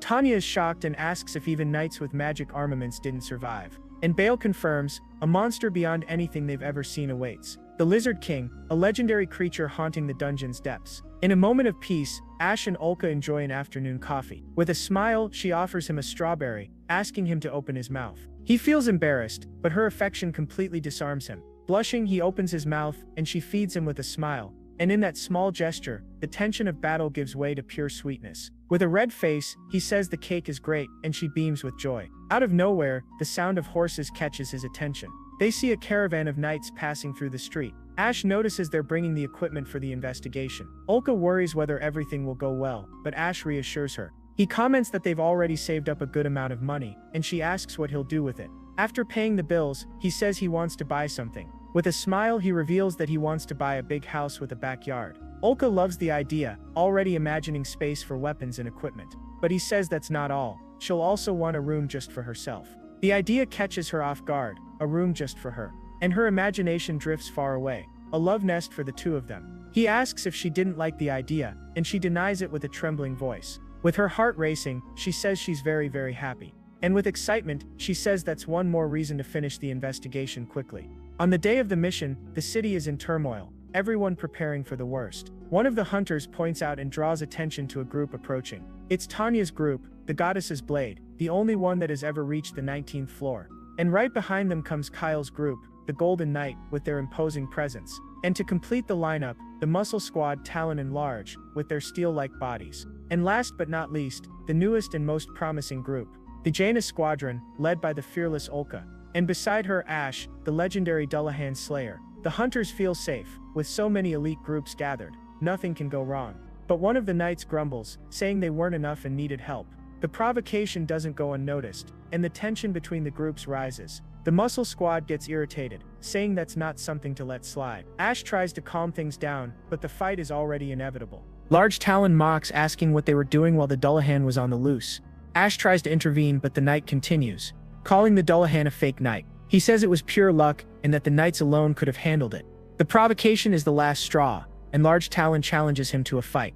The knight accepts the challenge and, sword in hand, charges forward. But he doesn't attack the hunter. Instead, he goes for Ash, catching him by surprise. With a spinning slash, he tries to strike the former knight, but Ash dodges. And with a precise kick, Ash knocks him to the ground, showing his superiority. The knight gets up, pride wounded but rage pushing him onward. He admits Ash isn't bad and lunges again with a strike full of brute strength, but Ash dodges once more and counters, disarming him with ease. With his eyes glowing red, Ash reveals his true power and knocks him out with a single punch. The knight falls to the ground, pain and humiliation consuming him completely. The other knights prepare to attack, their magic stones glowing. With a click, they activate their sword's power. The blades ignite with blue energy, ready for battle. Ash tries to intervene, saying that's enough. Out of nowhere, a powerful voice roars, and the pressure in the air freezes everyone in place. The two knights are paralyzed with fear, sweat dripping down their faces. And Marquis Orlano appears, furious that they're causing trouble. With a firm slap to the head, he calls them idiots and puts them in their place. Bale approaches, and Ash asks who that man is. He explains that it's Roy Orlano, the captain of the Royal Capital Knights,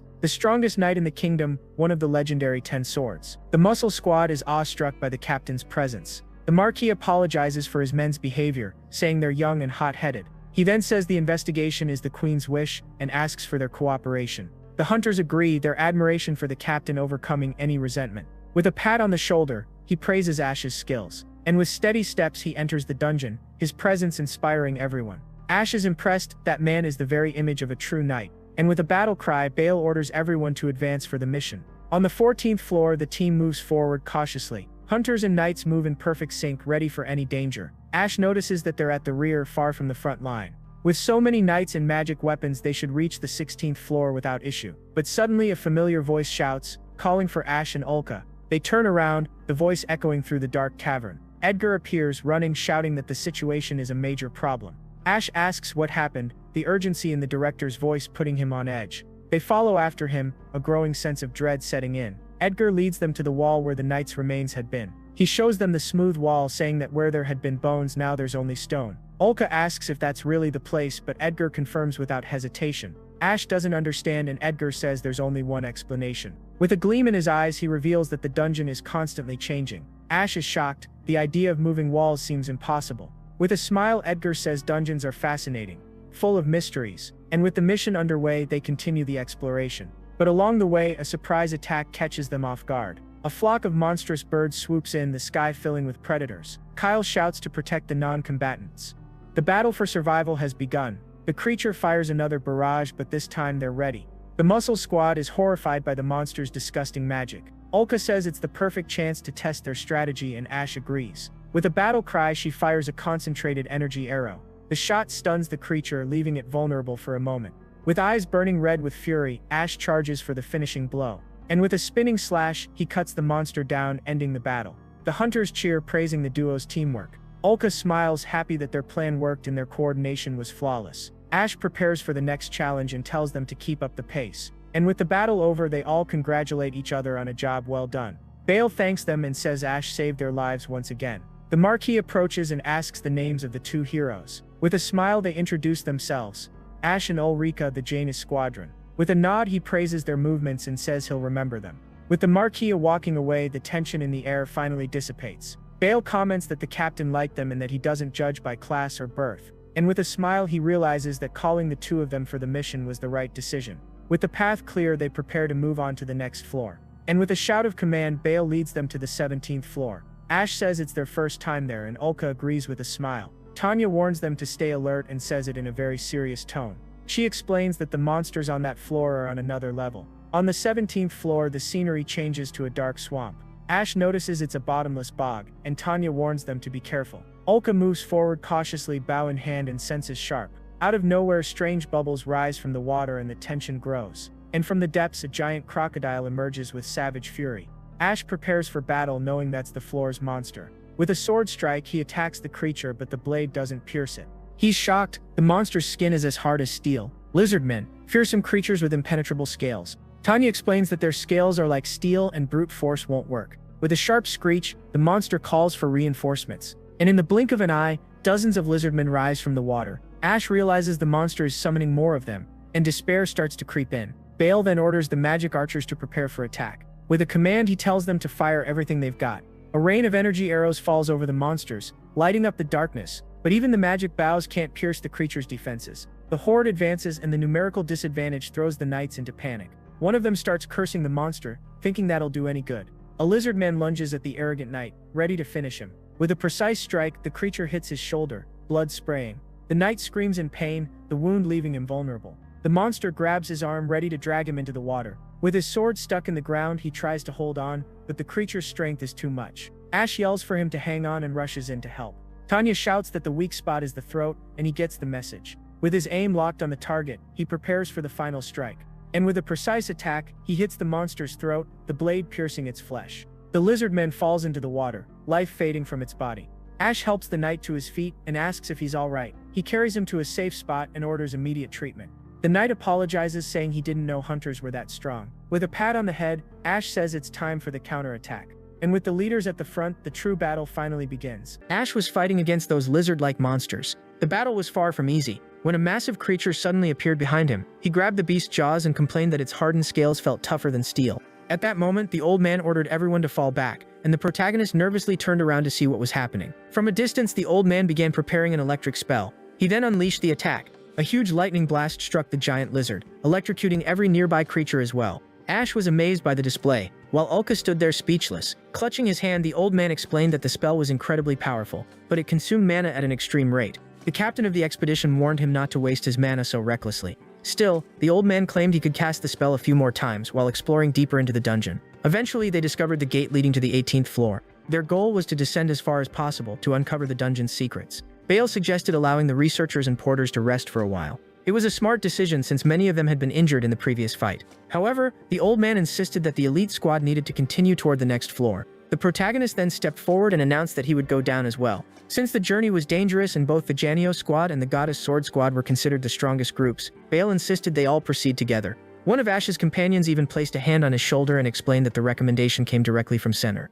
Orlano, the Marquis who ruled the city. Everyone celebrated because the protagonist had officially been authorized to venture deeper into the dungeon. Ash happily assured them that they would all return safely. The group eventually split up and arrived in another swamp-like area. Ash commented to Oka about how unsettling the environment felt. Tanya, who was leading the way, explained that the lizardmen were not even the most terrifying monsters down there. However, since they traveled in groups, they still needed to stay cautious. She then pointed ahead. They soon realized the creatures had formed an actual society within the dungeon. The lizardmen lived in settlements and organized themselves in groups. Naturally, that discovery shocked both protagonists. At that moment, the lizardmen prepared themselves for battle. Tanya explained that the deeper they traveled into the dungeon, the stronger and more organized the monsters seemed to become. The commander stated that they had no choice but to fight the lizardmen if they wanted to continue their journey. Bale then warned the protagonists that they needed to conserve their strength before reaching the 19th floor. Because of that, Ash's team was ordered to stay back and observe the fight. At that moment, the old man summoned a magical spear, and his soldiers charged forward with glowing weapons in hand. The battle immediately turned intense. One of the lizardmen prepared a fiery explosion and launched a massive fireball. The flames were so hot that they instantly started melting a shield. Seeing that, Ash was shocked because the monsters appeared capable of using magic. The soldier himself had not even realized his shield was melting. The commander explained that those monsters possessed unusually strong magical abilities. That was why everyone needed to keep attacking without hesitation.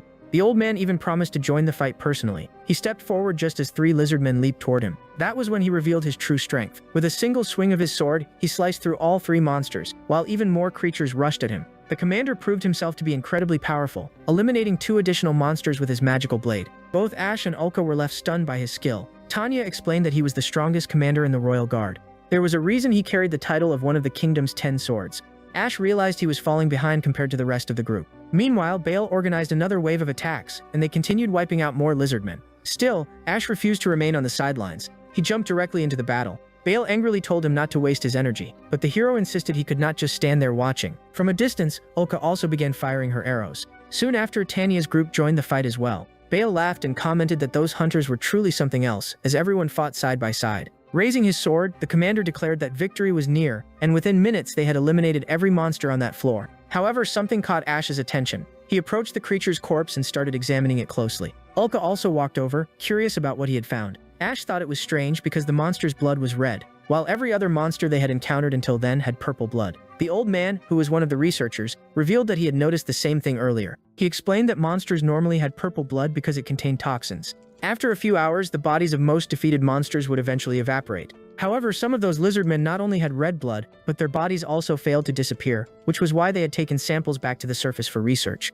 The old man concluded that their blood was red because it lacked the toxins found in ordinary monsters. It all felt extremely strange and mysterious. That mystery was exactly what fascinated the old man the most. Now that the lizardmen settlement had been abandoned, they decided to investigate the area. They noticed the lizardmen slept on beds made of grass. They also had weapon forges inside the settlement. Seeing all of this made the old researcher incredibly excited, since he was deeply obsessed with dungeon-related studies. Completely fascinated, he began discussing their discoveries with the other researchers and sharing everything they had learned. Ash could not understand why the man was so passionate about dungeons. Shortly after, Bale approached Ash and handed him a sword, telling him to keep it. Ash then remembered it was the same blade and magical gems he had earned earlier. Bale explained that the monsters beyond the 19th floor would become far more dangerous. Even the commander insisted that Ash accept the magical sword because it would be a huge help in battle. Because of that, they accepted the gift and thanked him. Several hours later, they finally reached the 19th floor. After getting enough rest, they discovered another lizardman settlement. This group appeared even more intelligent than the previous one. Ulka pointed out that there were far more enemies than on the earlier floor.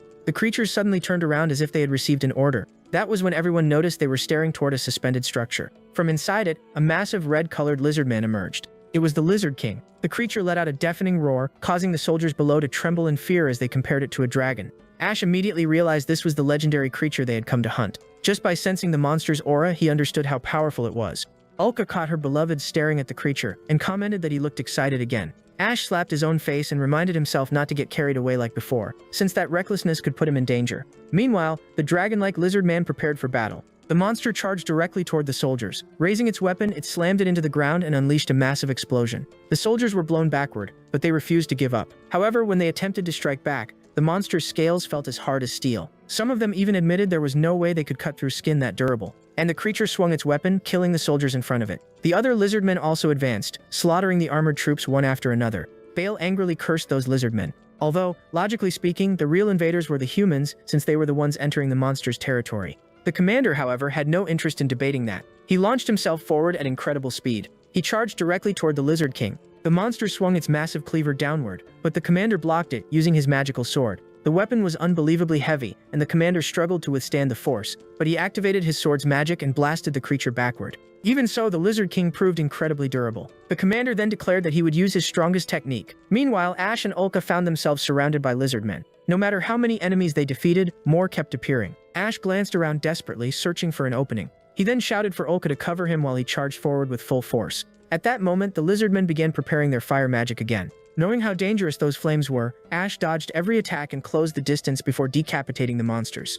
Soon he found himself facing another lizardman preparing to launch a fireball. However, Ash grabbed the body of one of the monsters he had just killed and used it as a shield. Immediately after, he kicked the corpse toward the enemy and prepared to activate the spell infused within his magical sword. With a single strike, he sliced off the giant lizardman's head. The monster collapsed to the ground, but there were still countless enemies remaining. All of the lizardmen seemed even more enraged than before. Ash was already growing exhausted, and it felt like there was no option left except fighting until the very end. At the same time, the Lizard King continued battling the commander. The fight was brutal, yet the commander refused to retreat. He realized that even fighting at full power might not be enough to win. The monster attacked once again, but the commander narrowly stepped aside. Even so, the energy released by the strike brushed past him, and the sheer density of the magic forced him to collapse onto the ground. If he had failed to dodge, he would have lost his head instantly. The monster stared coldly at the commander, and from a distance Ash realized he needed to help. He called out to Lord Orlano and warned that the commander would die if nobody intervened. Nearby, Ash spotted one of the soldiers' spears lying on the ground. He immediately told Ulka to fire all of her explosive arrows at the Lizard King. Ulka prepared herself and launched every arrow at once. A massive explosion erupted behind the monster, and at the exact same moment Ash charged forward with the glowing spear. He drove the weapon straight into the Lizard King's back, landing a direct hit. The creature roared furiously and turned toward him. Ulka worried that the attack had failed, but Ash, completely addicted to battle, became even more excited and gestured that he intended to cut off the monster's head. The creature understood the provocation and charged at him in rage. Ash laughed, amused that the monster had actually understood his gesture. Both the researcher and the commander commented that he was insane for challenging a monster like that. Then the commander turned to Edgar and declared that this was their chance. Meanwhile, the protagonist kept dodging the monster's attacks. He tried counterattacking with the magical sword, but surprisingly, he could not even leave a scratch on the creature. That only made the monster even more savage as it lunged forward to devour him. Using his skills, the young hunter barely managed to evade the attack. However, the creature quickly turned back toward him and slammed its tail into his stomach, sending him flying. Even so, he managed to land on his feet and crouch down, thinking desperately about how he could defeat the monster. At that moment, someone called his name, and when he turned around, he saw Edgar preparing a fire spell. Edgar shouted for the boy to get out of the way before unleashing a massive wave of flames. The attack struck the monster directly in the chest, but everyone was shocked because it had no effect at all. The creature was unbelievably durable, and the flames barely seemed to bother it. Right after that, Edgar collapsed to the ground in despair since even his strongest magic had failed. Of course, Ash refused to stand there watching and immediately rushed in to attack from behind. He managed to drive his sword into the monster's back, but seconds later he was thrown away again. During the impact, he lost his magical sword. That was when the commander tossed him his own blade so he would not remain defenseless. Ash successfully caught the commander's magical sword. The man then shouted that the sword's special ability was wind/magic. Using that information, Ash charged at the creature once more, and skillfully fought back until he finally managed to defeat the monster. Nobody there could believe what they had just witnessed. Even Bale looked stunned. Tanya and Ulka were also left speechless. Neither of them understood how Ash had managed to pull it off. The soldiers celebrated as Ash successfully defeated the Lizard King. The commander thanked him and admitted that all their efforts had finally paid off. However, Bale reminded everyone that there were still surviving lizardmen nearby. And after several more hours, they eventually wiped out every remaining monster. The blonde girl rushed over to Ash, calling him amazing and even confessing that she loved him. The commander laughed and commented that youth was truly enviable. Bale also approached Ash and thanked him personally. Shortly after, he joked with the commander that many people would now want to recruit Ash as an Imperial Knight. Still, he knew his friend was not fond of that kind of position.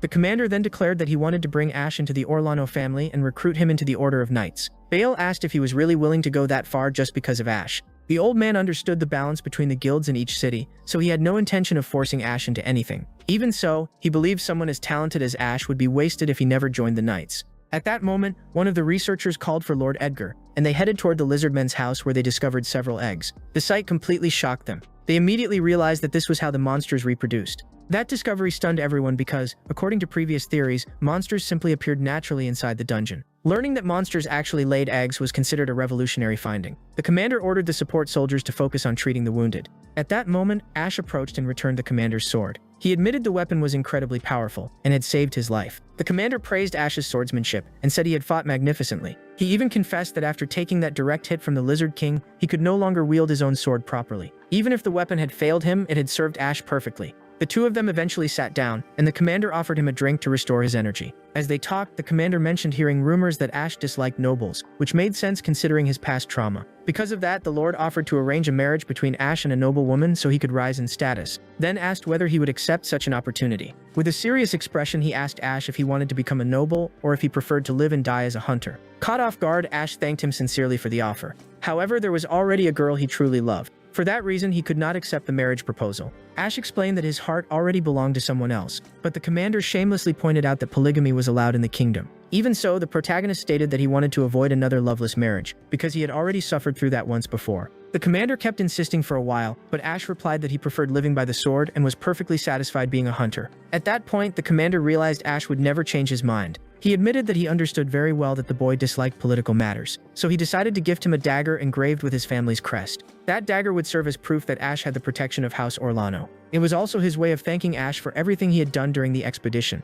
Afterward, they shook hands. Soon after, the group continued their journey toward the 20th floor, and by then they had already spent nearly 2 weeks inside the dungeon. After a long trek, they finally discovered the hidden passage leading to the 20th floor. The place was dark and eerie, with neither sunlight nor sky in sight. They came across several ancient inscriptions, and Ulka asked what kind of writing it was. At that moment, one of the researchers stepped forward and said he wanted to investigate it. The boy explained that the symbols belonged to an extremely old language, and Ash was surprised because the researcher was still just a child. The kid mentioned that he had read countless ancient stories while growing up, yet he had never seen letters that looked like those before. He pulled out a notebook and began carefully recording everything. Ash then asked what the writings actually meant. However, the boy admitted he could not translate them because nobody had managed to decipher the language yet. He explained that similar inscriptions had been discovered all across the continent, but their meaning remained unknown. That immediately made Ash curious about why the boy was so obsessed with ancient texts. The child answered that he had been fascinated by them ever since he was young. While talking about his passion for ancient writings, he accidentally stepped onto a cracked section of the floor. A huge hole suddenly opened beneath him. Caught completely off guard, the boy fell straight down. Ash instantly jumped after him to save him. In the end, the protagonist was the one who suffered the most from the fall. Ash stood up and asked if the boy was all right, while Ulka shouted from above, worried and asking whether he had been hurt. However, they soon realized they had uncovered a hidden chamber filled with glowing neon lights along the walls. One of the researchers above asked what was happening, and the child immediately called for Director Edgar to come down and see what they had discovered. Director Edgar descended using a rope while the boy pointed toward the wall in the distance. Strange lights and mysterious patterns illuminated the room. Ash wondered if it was some kind of magical device, while Edgar commented that it looked more like an ancient artifact. Even though the old man had no idea what it was, he immediately pulled a lever nearby. The people upstairs suddenly felt the ground shake, and moments later bright lights spread throughout the entire area. They had apparently activated some kind of power generator, and when they returned upstairs they found the entire floor glowing with illuminated panels. Ash commented that the place looked almost like the entrance to a theater. None of them had ever seen blue glowing screens before. Ash became even more shocked when he tried touching one, and his hand passed right through it. Ulka remarked that the magic was incredible, and what made it even stranger was that the screens displayed images of the monsters living inside the dungeon. Edgar explained that the device transmitted energy, and activating it was basically like turning on every light in the area. With a serious expression, he declared that this discovery confirmed his main theory. The dungeons were not natural formations. They had been artificially created. He believed an ancient civilization had designed them with extraordinary precision. According to him, those structures were intentionally built long ago. Long in the past, the gods and divine beings had supposedly created the world and lived peacefully. Then one day, a great calamity descended upon the world. The servants fought against it using magical swords, but they ultimately failed. In the end, both the gods and their servants sacrificed themselves to seal away the catastrophe. After exhausting all their power, they transformed into particles of light. When those particles fell upon the earth, humanity was born. That was the story the young researcher had read in ancient history books. Ash and Ulka even applauded, mentioning that they had heard the same legend as children. However, Edgar admitted that he did not believe in gods at all. If an all-knowing and all-powerful creator truly existed, then such a calamity could have been prevented from happening in the first place.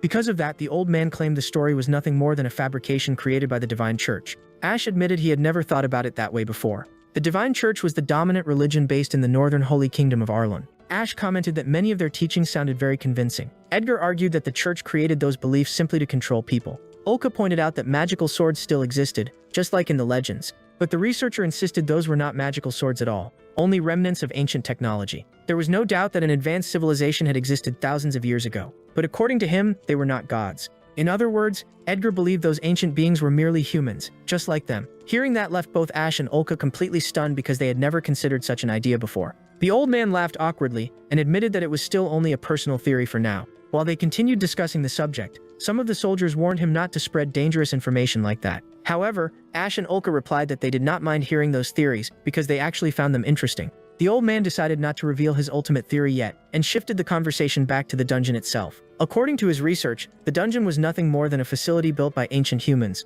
Ash tried to understand why people from the past would create a dungeon filled with monsters. Edgar admitted he did not know the exact reason. Perhaps it was meant to create weapons, or maybe it functioned like a livestock farm. He then pointed toward another section of the structure. Since nobody understood what he meant, Edgar told them to follow him so they could see it for themselves. When they arrived, Ash asked what kind of strange room it was, and Edgar explained that it was another piece of advanced dungeon technology. They stepped inside a massive chamber, and Edgar pressed a button. As soon as he activated it, the room glowed blue and the door instantly shut behind them. Ash immediately panicked and asked if they had become trapped inside. However, moments later the entire platform began moving. It turned out to be an elevator. A few seconds later the doors opened again. They had returned to the upper floor, where several soldiers were waiting. At that moment, Ash realized it was some kind of lifting platform, and asked what exactly had just happened. Even the blonde girl looked slightly frightened by the experience. Edgar then declared that his theory had been correct after all. Those magical chambers were actually structures built by ancient humans. The people from that era had apparently been able to move freely between the dungeon floors. In other words, the ancient civilization had a clear purpose for creating that enormous structure. Ash and Ulka looked disturbed as they asked what that purpose could have been. However, despite all his research, Edgar admitted that he still did not know the true answer, leaving the two disappointed. The commander asked how Edgar had figured out the transportation device, and Edgar casually replied that it had only been a guess. He had simply trusted his instincts. Of course, the old commander became furious and demanded to know how Edgar could lock them inside that room, when it might have been a trap. Ash just laughed and commented that the researcher was hilarious. Soon after, they prepared to return to the surface. Bale and several soldiers came running over to check whether everyone was safe. Edgar proudly announced that they had successfully reached the 20th floor unharmed. Now that they had discovered those elevators, reaching the deeper floors would become far easier since they previously had to travel through every level one by one, which took many days. Ulka even mentioned that they might soon uncover all the dungeon's mysteries, while Bale quietly remained deep in thought. A moment later, Ash asked his friend why he looked so concerned. Bale explained that a staircase had suddenly appeared. After pointing ahead, they noticed a dark doorway. The wall had seemingly emerged out of nowhere, forming a new set of stairs. Ash asked whether they could simply use the elevator to reach wherever those stairs led, but Edgar explained that it probably would not work because the elevator only had 3 buttons when they entered it. Edgar believed some parts of the generator were still inactive since electricity had not reached every sector yet. Because of that, he assumed the elevator would also fail to operate in the lower levels. Bale commented that the mystery was far from solved, and Ash asked what he meant by that. The deeper sections of the dungeon still contained even stronger monsters that they had yet to defeat. The following day, they returned to the 19th floor. The lizardmen had completely vanished after being defeated and had not reappeared. The strangest part was that monsters normally respawned after a single day, yet this time none had returned. Ash began wondering if it had something to do with the elevator they activated. The previous night, they had continued investigating the strange device. Edgar had specifically asked them to revisit the 19th floor at dawn, to check whether the lizardmen had respawned. The researcher's theory was that monsters normally revived every 24 hours after being killed. However, after they tampered with the elevator system, it seemed that process had stopped functioning. He believed the monsters would no longer return. Tanya's group then suggested checking the 18th floor to see if monsters had failed to respawn there as well. After climbing to the next level, they confirmed that not a single monster had returned there either. Ulka wondered what exactly they had interfered with inside the elevator to stop the monsters from appearing again. However, once they reached the 17th floor, a gigantic monster suddenly attacked Ash. He blocked the strike with his sword and quickly defeated the creature afterward. Even so, countless soldiers nearby were still engaged in battle. They soon realized the hard way that the monsters on the 17th floor had indeed respawned. Since there were too many enemies, Ash decided to retreat. After returning to the 20th floor, he explained everything to Edgar, and the researcher found it strange that only those 2 floors had failed to regenerate monsters. He kept wondering what effect pulling that lever had caused, but since there was still not enough evidence to reach a conclusion, he simply told Ash to return to work. Everyone found it unusual because this time Edgar was not constantly rambling about his theories. The commander eventually decided it was best to end the investigation there since they had already spent many days inside the dungeon. Because of that, he ordered everyone to safely return to the surface. He also praised the group, saying they had accomplished a great deal and uncovered many discoveries. After spending so long underground, they finally emerged outside again. The commander approached them and thanked both of them for everything they had done. For now, it would be farewell because he needed to return to the capital. The protagonist wished him a safe trip back and said that he and Ulka would also be heading home. Meanwhile, Edgar remained on the 20th floor alongside the young researcher, continuing their studies. They were still trying to decipher the ancient writings. The boy mentioned that he had finished copying the symbols, and they noticed one panel describing an energy overload, along with an error involving some kind of sample mutation. The scene then shifted to the 4th floor of the first dungeon, where the protagonist's former companion appeared. She was fighting multiple monsters and slowly defeating them one by one. She was incredibly strong. Mary had been taking those jobs to earn money. She kept wondering how much she would get paid afterward. Soon after, she returned to the city. When she arrived back at the Hunters Guild, the receptionist praised her performance and asked whether gathering those materials had been easy. Miri confidently replied that it had been. She had brought back several bags filled with collected items. The men around her were completely captivated because she was not only beautiful but also extremely skilled. Some of them even invited her out for drinks. However, the red-haired girl was searching for Ash and mentioned that she planned to travel to the next city to find him. Her goal was to reunite with the Joe Squad, although she admitted she had been enjoying life in that city quite a lot. On top of that, she had been earning a large amount of money there. One of the men told her to stop worrying about Ash and come spend time with him instead. However, one of the men reading a newspaper nearby noticed that she was talking about Ash. He approached Mary and asked if the person she was looking for was the man featured in the article. The moment she looked at the newspaper, she was stunned.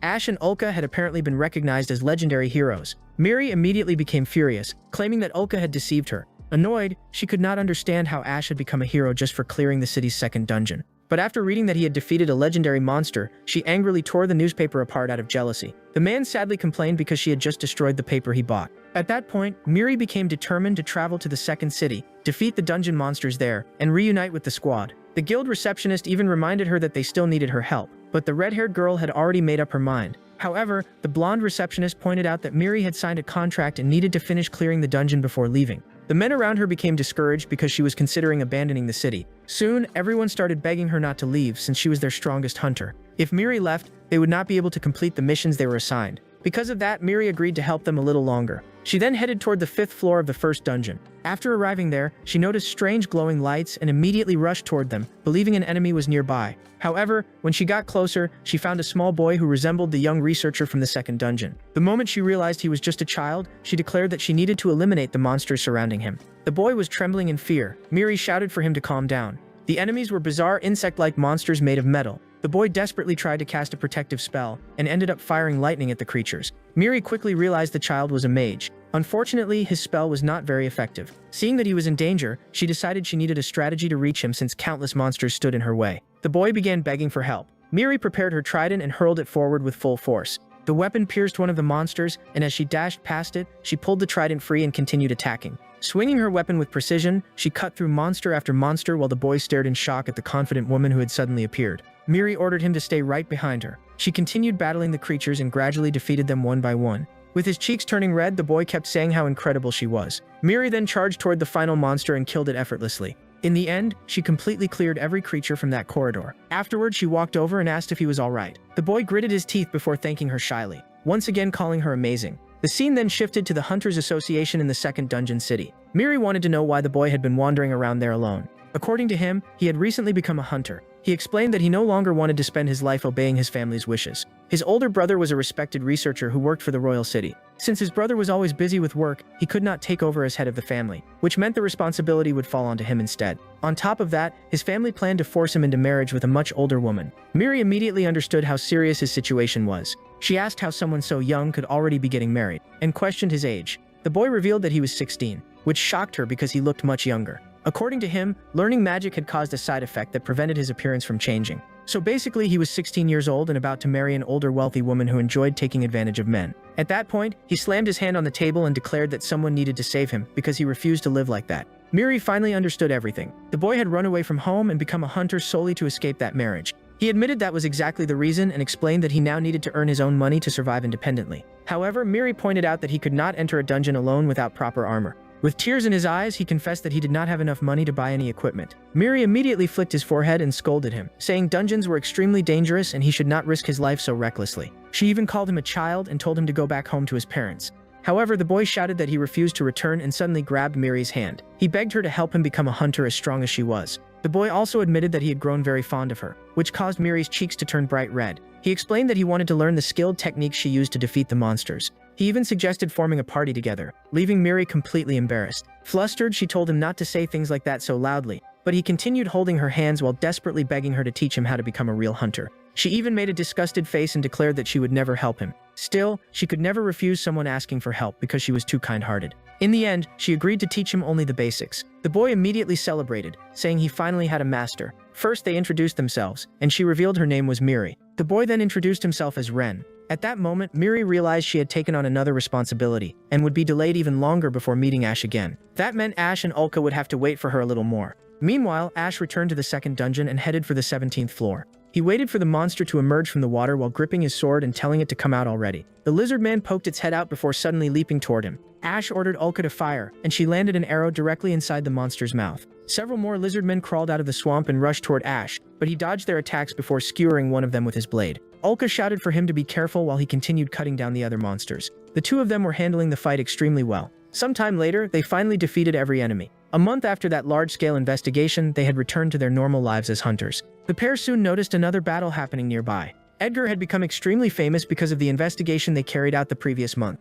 Ash and Ulka had also gained tremendous popularity. Not only had they defeated the Laharan threat, but they had also assisted with Edgar's major expedition. Because of that, they were rewarded with several gold bars and offered positions as royal knights. However, both of them rejected the offer since their dream was to remain hunters. Soon after, they arrived at the 20th floor. Ren's older brother, the young scientist, was there conducting more research.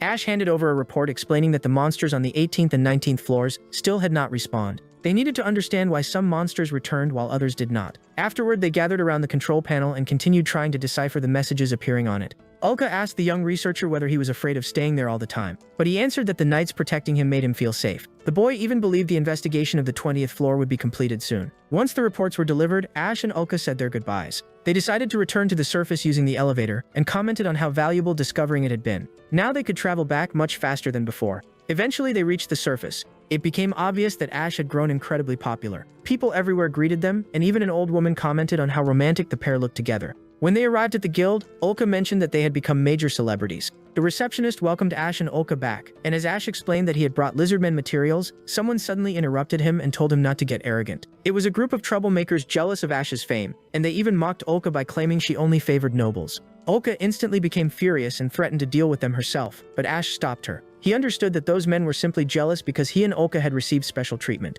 Tanya then appeared and greeted both Ash and Ulka. She jokingly remarked that they were finally learning how difficult popularity could be. Tanya also advised Ash not to pay attention to insignificant people. The men immediately became angry and demanded to know who she was calling insignificant. She continued mocking them, saying they were so weak that they were too scared to enter the dungeon and instead preferred harassing other hunters. One of the men angrily grabbed her clothes, but with almost no effort, Tanya flipped him backward just by twisting his wrist. She was far stronger than the thug, who collapsed while groaning in pain. Moments later, another man charged at Tanya, only to get kicked in the chin. Ash tried calming Tanya down, but Ulka, who also loved trouble, jumped into the fight and personally dealt with another thug herself. The last remaining fat man stood there trembling in fear. The two girls then prepared to finish him off and landed a powerful punch together. Ash could only sigh while commenting that both girls were terrifying when angry. The girls replied that they would never allow a group of troublemakers to insult them. Ash apologized to May for causing trouble inside the Hunters Guild, but she assured him everything was fine. Afterward, he asked whether the Goddess Sword group also dealt with criticism, and she answered that they had always been targets of rumors and jealousy. According to Tanya, weaker hunters naturally became envious, and she jokingly told Ash to get used to it. The next day, the scene shifted to the third floor of the second dungeon, where the group that had been beaten up earlier was still furious. They wanted to use the elevator, but the knights explained that only certified hunters were allowed access. That only made them angrier, and they complained about receiving unfair treatment. Soon after, Bale arrived with his team, and unlike them, his group was permitted to use the elevator. One of the men became so enraged that he kicked a bucket across the floor. The bucket rolled toward someone nearby, drawing everyone's attention. Two hooded figures stood there and asked whether the group would like to form a partnership with them. The man immediately replied that he had no intention of teaming up with strangers, since he had no idea whether the hooded pair was actually strong. However, the mysterious figures explained that if they reached the 20th floor, they would gain permission to use the elevator. The group had not known that information, so they started considering the proposal. Smiling, the man turned toward the mysterious pair and accepted the deal. With sinister expressions, the two hooded figures declared that they would now form a contract. The scene then shifted to the 13th floor of the second dungeon. Ash noticed that those skeletons looked slightly different from the ones they had encountered before. At that moment, they heard someone shouting at them to move aside, and it turned out to be those weaker hunters who had previously been beaten. They were attempting to take down the skeletons. Ash was surprised by their behavior. When he returned to the Hunters Guild, he remarked that those guys were quite rude. As soon as he opened the guild's door, he realized it was unusually busy. Numerous hunters were arguing and even fighting. Ulka commented that the place was extremely noisy, so they decided to ask their two acquaintances what was going on. They explained that someone had died on the 14th floor. That was why the hunters were in conflict. According to the guy, it seemed that another hunter had killed that man. That situation was a serious issue, since any death inside a dungeon always sparked major disputes. The bald man then showed them a photo of the victim's body, but it turned out there were actually two men, and they were the same ones who had been fighting the skeletons. He also mentioned that those men had argued with Ash a few days earlier, which the protagonist remembered, but something felt off since there had been 4 of them, yet only 2 had died. Ash then asked what had happened to the other 2, and the bald man said they had vanished. Ulka speculated that they might have been eaten by monsters, but the protagonist pointed out that the skeleton warriors in that area do not consume human bodies. Even so, the others mocked the situation, saying Ash should not bother worrying since those guys had been trouble anyway. From their perspective, it was almost better that they had died, and they soon said goodbye, mentioning they were heading back to the dungeon. Mia then called out to Ash and Ulka, asking if they had a moment. She explained that she had been struggling to recruit new members and would like their assistance. Ash immediately started imagining some elaborate proposal that might push him toward becoming a knight. What she actually suggested was issuing a special certification exclusive to hunters from each city. She believed this would increase the guild's popularity and attract new recruits. In addition, the new certification the protagonist would receive would grant him several benefits. Recently, hunters from other cities had been coming to explore that dungeon, which had been causing various problems. She then asked if they would agree to an interview with the branch chief, explaining that passing it would earn them the new certification. Ash was surprised, since the branch chief was rarely present at the guild. Ulka even asked if the chief was truly there that day, and Maya confirmed that she was. With that, they agreed to go and take part in the interview. When they arrived at the room, Aurora knocked on the door, calling for the chief. She then opened it. The branch chief thanked them for coming from so far away. This woman was Aurora, the branch chief of the Hunters Guild in the second city. Both of them blushed, as Aurora was extremely beautiful. She was the leader of the second Dungeon City Association, and also the chief administrator of the city's management department. The reason she was rarely seen was simply because she was so busy. She apologized for taking Ash and Ulka's time, and explained that she needed to conduct an interview as part of the certification process. She had heard a great deal about the protagonist from Captain Bale, who always spoke highly of him. Ash then asked how the interview would work, and she replied that she would not ask many questions, since she was already well aware of their qualifications. The boy immediately blushed in embarrassment, while Ulka grew visibly jealous. At that point, Aurora said she would get straight to the point and opened a box. Inside was a pendant that represented the Golden Certification. The golden badge marked them as exclusive hunters. At that time, only the Janos Squad and the Goddess Sword Squad possessed it. Silver badges identified elite hunters, and this system had been introduced to better regulate which hunters were allowed to advance deeper into the dungeon. Aurora's beauty was so striking that she seemed to shine. The protagonist struggled to keep his eyes steady, while Ulka's jealousy intensified. Aurora stated that she had called them in simply to present the badges, and she shook the boy's hand. After that, they left.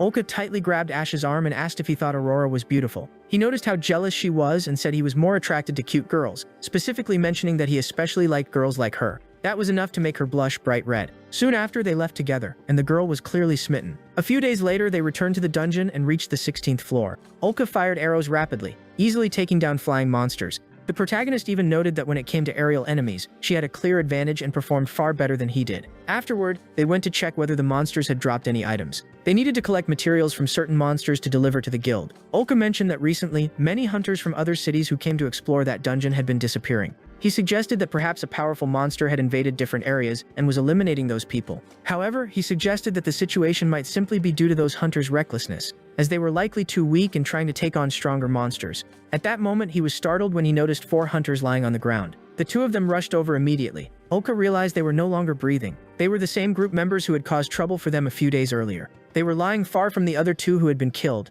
and they were alongside 2 additional hunters. A few days later, he and Ulka attended an elegant dinner after being invited by Bale. Lucarel had arrived a bit earlier, and soon after Ulka appeared wearing a very refined dress, looking charming. The boy was captivated, his cheeks turning red. She asked what was wrong, and he replied that she looked incredibly beautiful. She took the chance to tease him, adding that he looked very handsome as well. Then they entered the hall together. After giving their names at the entrance, a staff member opened the door for them. Once inside, they were surprised to see Bale, especially because he was with Aurora. The woman smiled and said, "Good evening." Ash asked whether Bale knew Aurora. He confirmed that he did, explaining that she was his fiancée. Both of them were shocked, while their friend laughed. Now he understood why Aurora had said Bale always spoke so highly of him. She laughed and confirmed that it was true.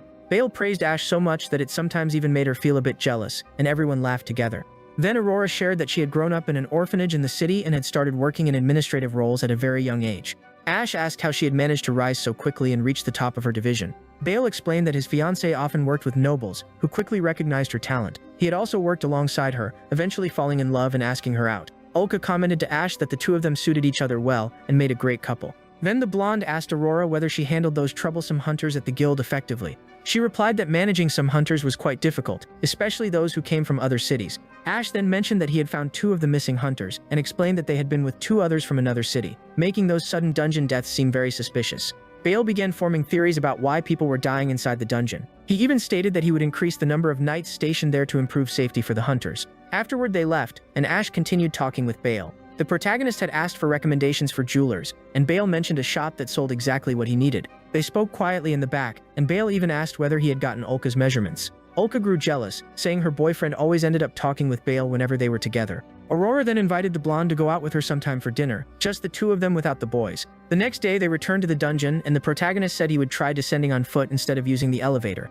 They planned to do this so they could investigate the area and see if they discovered anything. It felt strange because the dungeon had been unusually crowded lately due to hunters coming from other cities. Ash remarked that some women there were not even hunters and were present for other reasons one could easily guess, which made Ulka jealous as she pulled his ear and told him not to look at them. Then they began going down the stairs, saying they needed to find some magic stones to sell at the guild.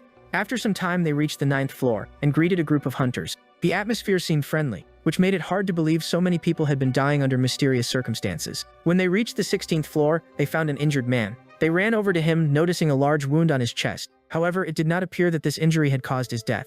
Ulka was unsure, suggesting that perhaps he had been struck by a sword, and that was what killed him. She also considered that he might have been attacked by those birds. However, Ash noticed a small wound on the man's neck. When Ulka looked more closely, she saw the tiny puncture as well, and guessed it had been made by a needle. She opened the man's mouth and saw that his tongue had turned purple. That indicated he had been poisoned with a needle. The toxin had caused the discoloration in his tongue. They then took the body back to the guild. Upon arriving, they explained that many people had been dying mysteriously, and that the man they found had been poisoned. Someone asked Ulka how she knew so much about it, and she replied that she had studied poisons extensively while living in the Empire. Bale mentioned that this poisonous flower was on the list of substances banned in that country. That meant the person responsible for killing those hunters likely came from elsewhere. Everyone present was alarmed by that possibility. Tanya even suggested it might be the work of a man-eater. Ash had never heard of that, and the bald man explained that they were criminals who hunted other hunters to steal their items. Additionally, investigating inside a dungeon was extremely difficult, since people were constantly dying from monster attacks. Bale brought some reports and said he had discovered something very unusual.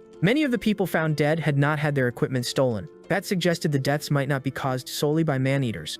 Ash added that the man who had died earlier from poisoning still had all his belongings as well.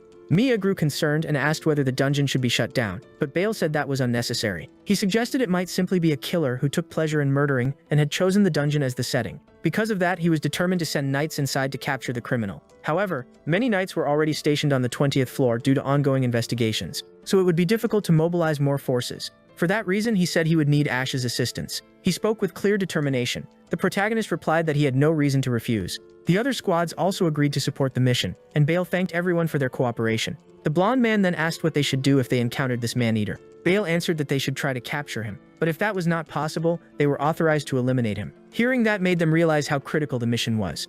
Ash stated that he would do everything he could to find the culprit as quickly as possible. Early the next morning, he went to a jewelry shop. He felt slightly uneasy as the items appeared to be expensive. He had heard that in that kingdom, giving a bracelet to a girl you liked meant you wanted to stay with her forever. He entered the store and said he had been referred by Mr. Bale, and the attendant recognized him as Lord Ash. He noticed that he had become well known, and the woman even asked if he planned to give the bracelet to Lady Ulka. He confirmed that he did and began looking at several options. The attendant asked whether he intended to marry Ulka, and he shyly said yes, his cheeks turning red. She then showed him a luxurious bracelet with a red ruby. He was immediately captivated, as it suited Ulka perfectly, so he decided to buy it. Later that same day, they returned to the dungeon. He explained his mission to the knights, and they offered support by guiding him to a specific area. People greeted Ash along the way, asking what kind of patrol he was on that day. However, he could not reveal the details. The others continued chatting about their own tasks. Many of them were clearly flattering Ash simply because he had become popular. One knight even remarked that hunters had started to resemble celebrities. Soon after, the knight escorted the protagonist to the location, when a group came running back, shouting that they needed help. The knight asked what had happened, and one man said there was a killer ahead, which made Ash wonder if it was the man-eater. The knight grew impatient and demanded a clear explanation. However, the man struggled to speak properly, so the three of them rushed forward to see what was going on. When they arrived, they found the source of the disturbance. The man appeared to be under the influence of some dark magic. He was even drooling, and when he turned around, he looked more like a zombie than a normal human. Ash was certain that something was seriously wrong. The knight drew his sword, saying he would eliminate the killer, but the protagonist told him to wait. The man screamed that his head hurt, and the pain drove him into madness. The knight wondered what was happening, and at that moment the man, seemingly controlled by a spell, charged at him and attacked. But the knight blocked with his armor. Even so, the force of the blow sent the knight flying backward. Ash called out to the knight, and as he looked at the possessed man, he realized the situation was far from normal. He was unsure whether to defeat him or try to save him, since he was clearly being controlled. The hunter then lunged at Ash, and the protagonist managed to defend himself with his sword. However, the attacks were heavy and forced Ash backward. Olka told him to move aside so she could fire her arrows, but Ash told her not to shoot and explained that he wanted to capture the man alive because he seemed to be a victim. But the man had completely lost control and kept swinging his blade at Ash without hesitation. After analyzing his movements, Ash managed to dodge and found the perfect opportunity to counterattack. He struck the man with a knee, forced his head to the ground, and then punched him in the face, knocking him unconscious. The knight asked if the man had truly been under a spell, and Ash confirmed it. They then called for reinforcements and restrained the man with ropes. The knight remarked that Ash was impressive for assessing the situation so quickly, but when he turned around, he was shocked to see that other hunters were dead. They were the same two who had asked for help earlier. Ash tried to understand what had happened, since no one else was there. One of the survivors suddenly attacked Ash, but he blocked the strike with his sword. Olka became angry and kicked the man, telling him to behave. He collapsed to the ground unconscious. She declared that she would not allow anyone to harm her boyfriend. After that, the man was interrogated in the Hunters Association room. He claimed he did not know what had happened, saying he had been deep in the dungeon when his body suddenly started moving on its own. He even begged the knight to believe him, insisting he would never kill a member of his own group. Ash observed the interrogation. The knight concluded in his report that the man had no trace of poison. They had searched all the hunters' belongings, and it seemed they were not guilty. Ash told Bale that he had taken part in the investigation and believed the man was not pretending. He seemed to be telling the truth. That only deepened the uncertainty surrounding the mystery. Bale kept insisting. He couldn't stop thinking about the day the protagonist came across those 4 dead men. 2 of them were the same guys who had caused trouble before, and now other hunters were being controlled by some kind of spell. On top of that, that other boy had basically turned into a zombie, right? Ash figures all these incidents might be connected to a single individual. Bale even considers that the real culprit could be driving innocent hunters insane somehow. Ash doesn't quite understand why anyone would do that, since there's nothing to gain. Then Bale explains that the whole reason is tied to the kingdom of Rosebell. That nation grew extremely wealthy because of the dungeons, and it also built a strong trade in rare items, since hunters would raid the dungeons and return to the guild to sell what they found. Because of this, Rosebell started to become a major threat to the sacred kingdom of Arlen. Arlen was a theocratic state devoted to divine faith, located on the northern continent, and they viewed the kingdom where the protagonist lives as a significant enemy. This sacred nation follows that divine belief centered on the creator. Bale's theory is that this kingdom is sending agents to disrupt dungeon exploration. It would be a direct and intentional strike against the entire kingdom of Rosebell. He tells his friends that if this is true, a large-scale war between the 2 nations could break out. That's why they shouldn't spread this information yet, since it could cause widespread panic. Ash asks whether that's really possible, wondering if that kingdom would truly go that far. So Bale decides to ask Marquis Orlando from the capital for help with the investigation. And that's where we wrap up this part, guys. If you made it this far, leave a comment. Knight and the Blonde Girl. This series is really good, and I hope you're enjoying it. If we hit the goal, I'll bring the continuation right away, and it's even better. In the meantime, I'll leave 2 recommended videos here for you to choose from on the channel. I'm sure you'll like them because both of these works are excellent, so I'll see you there. That's it for now, thanks and see you later everyone.